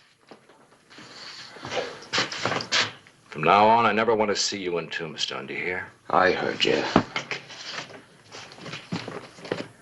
Hi, Harris. How about a game of cribbage? Sure. Well, how's your puzzle coming? Puzzling. Whitaker keeps changing the route of silver delivery to Tucson, and he still keeps getting robbed. It just doesn't make any sense. It makes sense to somebody. Somebody's making a fortune. Yeah. Harris, do you remember that piece of your front page that I found out where the other Argus wagon was held up? Yeah. The October 11th issue, you said. Uh-huh. Did Whitaker have a what ad in that issue? Well, I don't know. Let's find out. What about our game? Later, Quinn. Later. Later.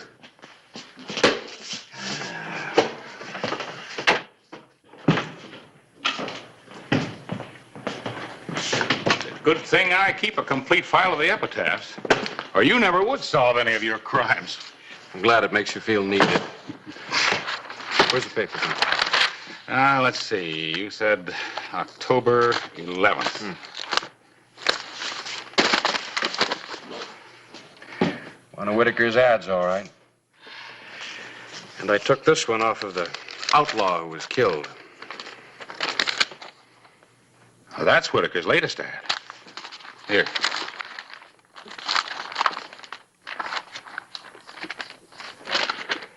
There it is.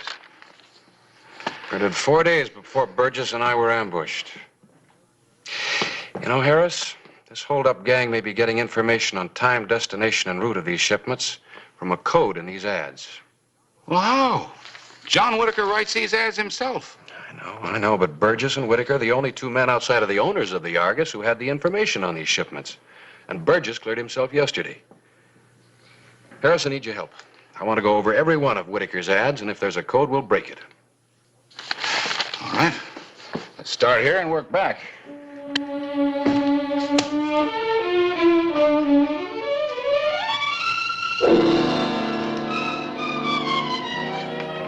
And the Pantano robbery checks, too. This ad told the killers where to go and when to get there. Well, it looks like we've broken their code. But I wish we had a few more cases to go on so we could be sure. No. More cases mean more killings. I hope that Whitaker's next move is to send the bullion by way of Fairbanks again. A repeat shipment would give us the final check on the code that we need. Yeah. Are you going to ride shotgun? You just let me know the minute that Whitaker brings in the next ad. I'll ride shotgun, all right. Maybe to Fairbanks or maybe someplace else.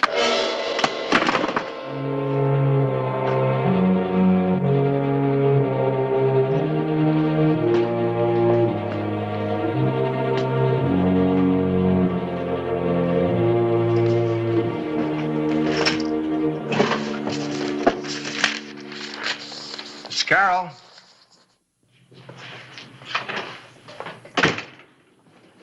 You calling me, sir? Yes. I want you to take this ad to the epitaph for tomorrow's newspaper. And then, if you don't mind, stop in and see the sheriff and ask him to come see me at his convenience. Yes, sir.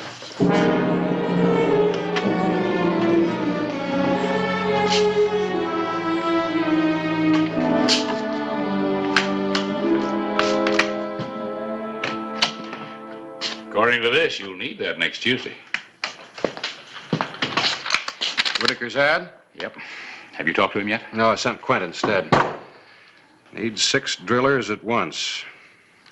And drillers, that's the code word for Fairbanks, and 6 is the Desert Trail. Apply 7 a.m. Tuesday. That's when the shipment leaves, right? All right. When does this get printed? Tomorrow. He wants to see a proof this afternoon. All right. Print it just this way, but only for those papers that are going to stay right here in town. What did Whitaker want? A guard. You, preferably. For a silver shipment he's sending to Tucson by way of Fairbanks. When? Early next week. He said the exact day would depend on when he has a good driver available. Did he mention a route? Oh, he said he'd talk that over with you. Yeah. He's still being careful that nobody finds out too much, except for his own gun slicks. Well, we'll just have to see that the gun slicks are far away from Fairbanks. All right, Whitaker will see his ad, just as it's written here, just as he wants it. But for the out-of-town papers, make it read like this. Change 6 drillers to 8 hard rock miners and make the departure time 4 hours later. That's right. I want to give those outlaws plenty of time to locate a good ambush spot on the canyon trail to Tanque Verde.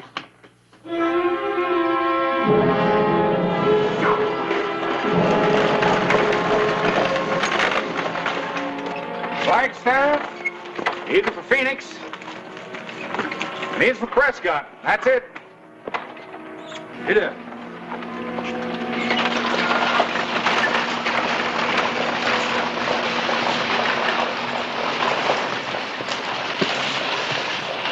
There they go, Clay. Those copies have Whitaker's ad with the changes you made. Local edition, word for word, the way Whitaker wrote it. Good enough. Brent and I are seeing Whitaker on Monday. We got a story cooked up that'll keep him happy until Tuesday. Well, this about tomorrow, gentlemen? Either Quentin or I are riding on that shipment to Fairbanks tomorrow. Why, Clay? It's a little late to get other guards, and I don't think I should postpone it. Well, you don't have to postpone it. Send it without guards. Got this message from the sheriff of Pima County. Argus gang reported seen in Tucson and heading west. Large cash silver ingots located and being held in Tanque Verde. Suggest Argus authorities try to identify as loot from recent robberies. Tanque Verde? Why, that's impossible. Impossible, Mr. Whitaker? Well, it's worth looking into, even if the mill stamps have been hammered out. They have been hammered out? Yes, but you should be able to identify ingots from your own crushing mill anyway, shouldn't you? Why, yes, I should be able to recognize them. What do you want me to do, Clay? You drive a wagon to Tanque Verde yourself. Quentin and I'll ride shotgun on whatever you bring back. Fine. But you sure that wagon to Fairbanks won't be waylaid? I'm sure of it.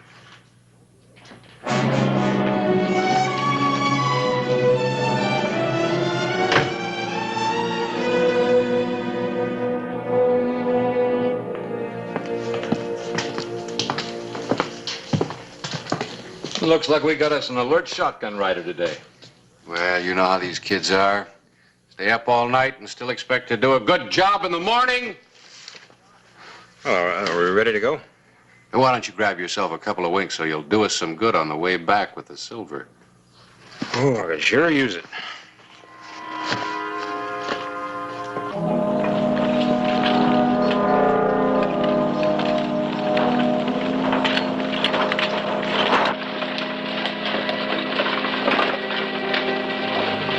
Sound asleep.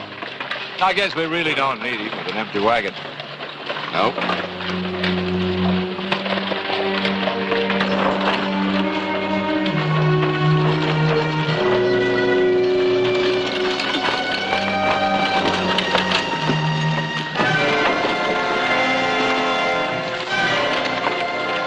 Reach up. You're covered front and rear.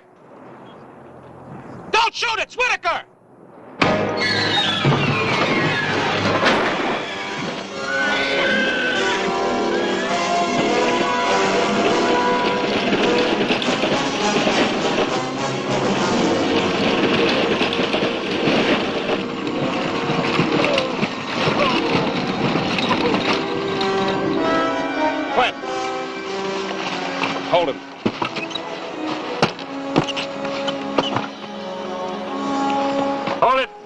You won't need those guns. Drop it. Start climbing.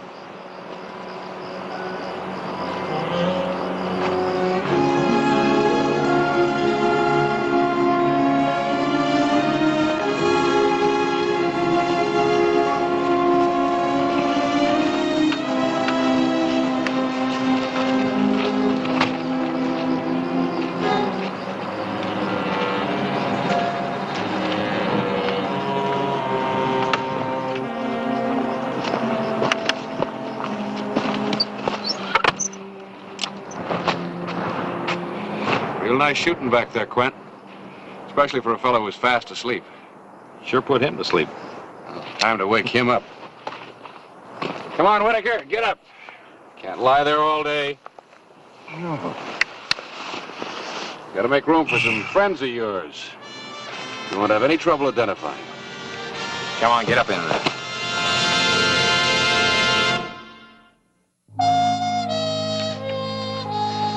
The whole territory will be interested in today's paper, Clay. Hey, it seems kind of light, Harris. What's the matter? Not as much advertising as usual? I'm not complaining. At the rate Whitaker was robbing the Argus mines, they couldn't have paid the bills much longer anyway.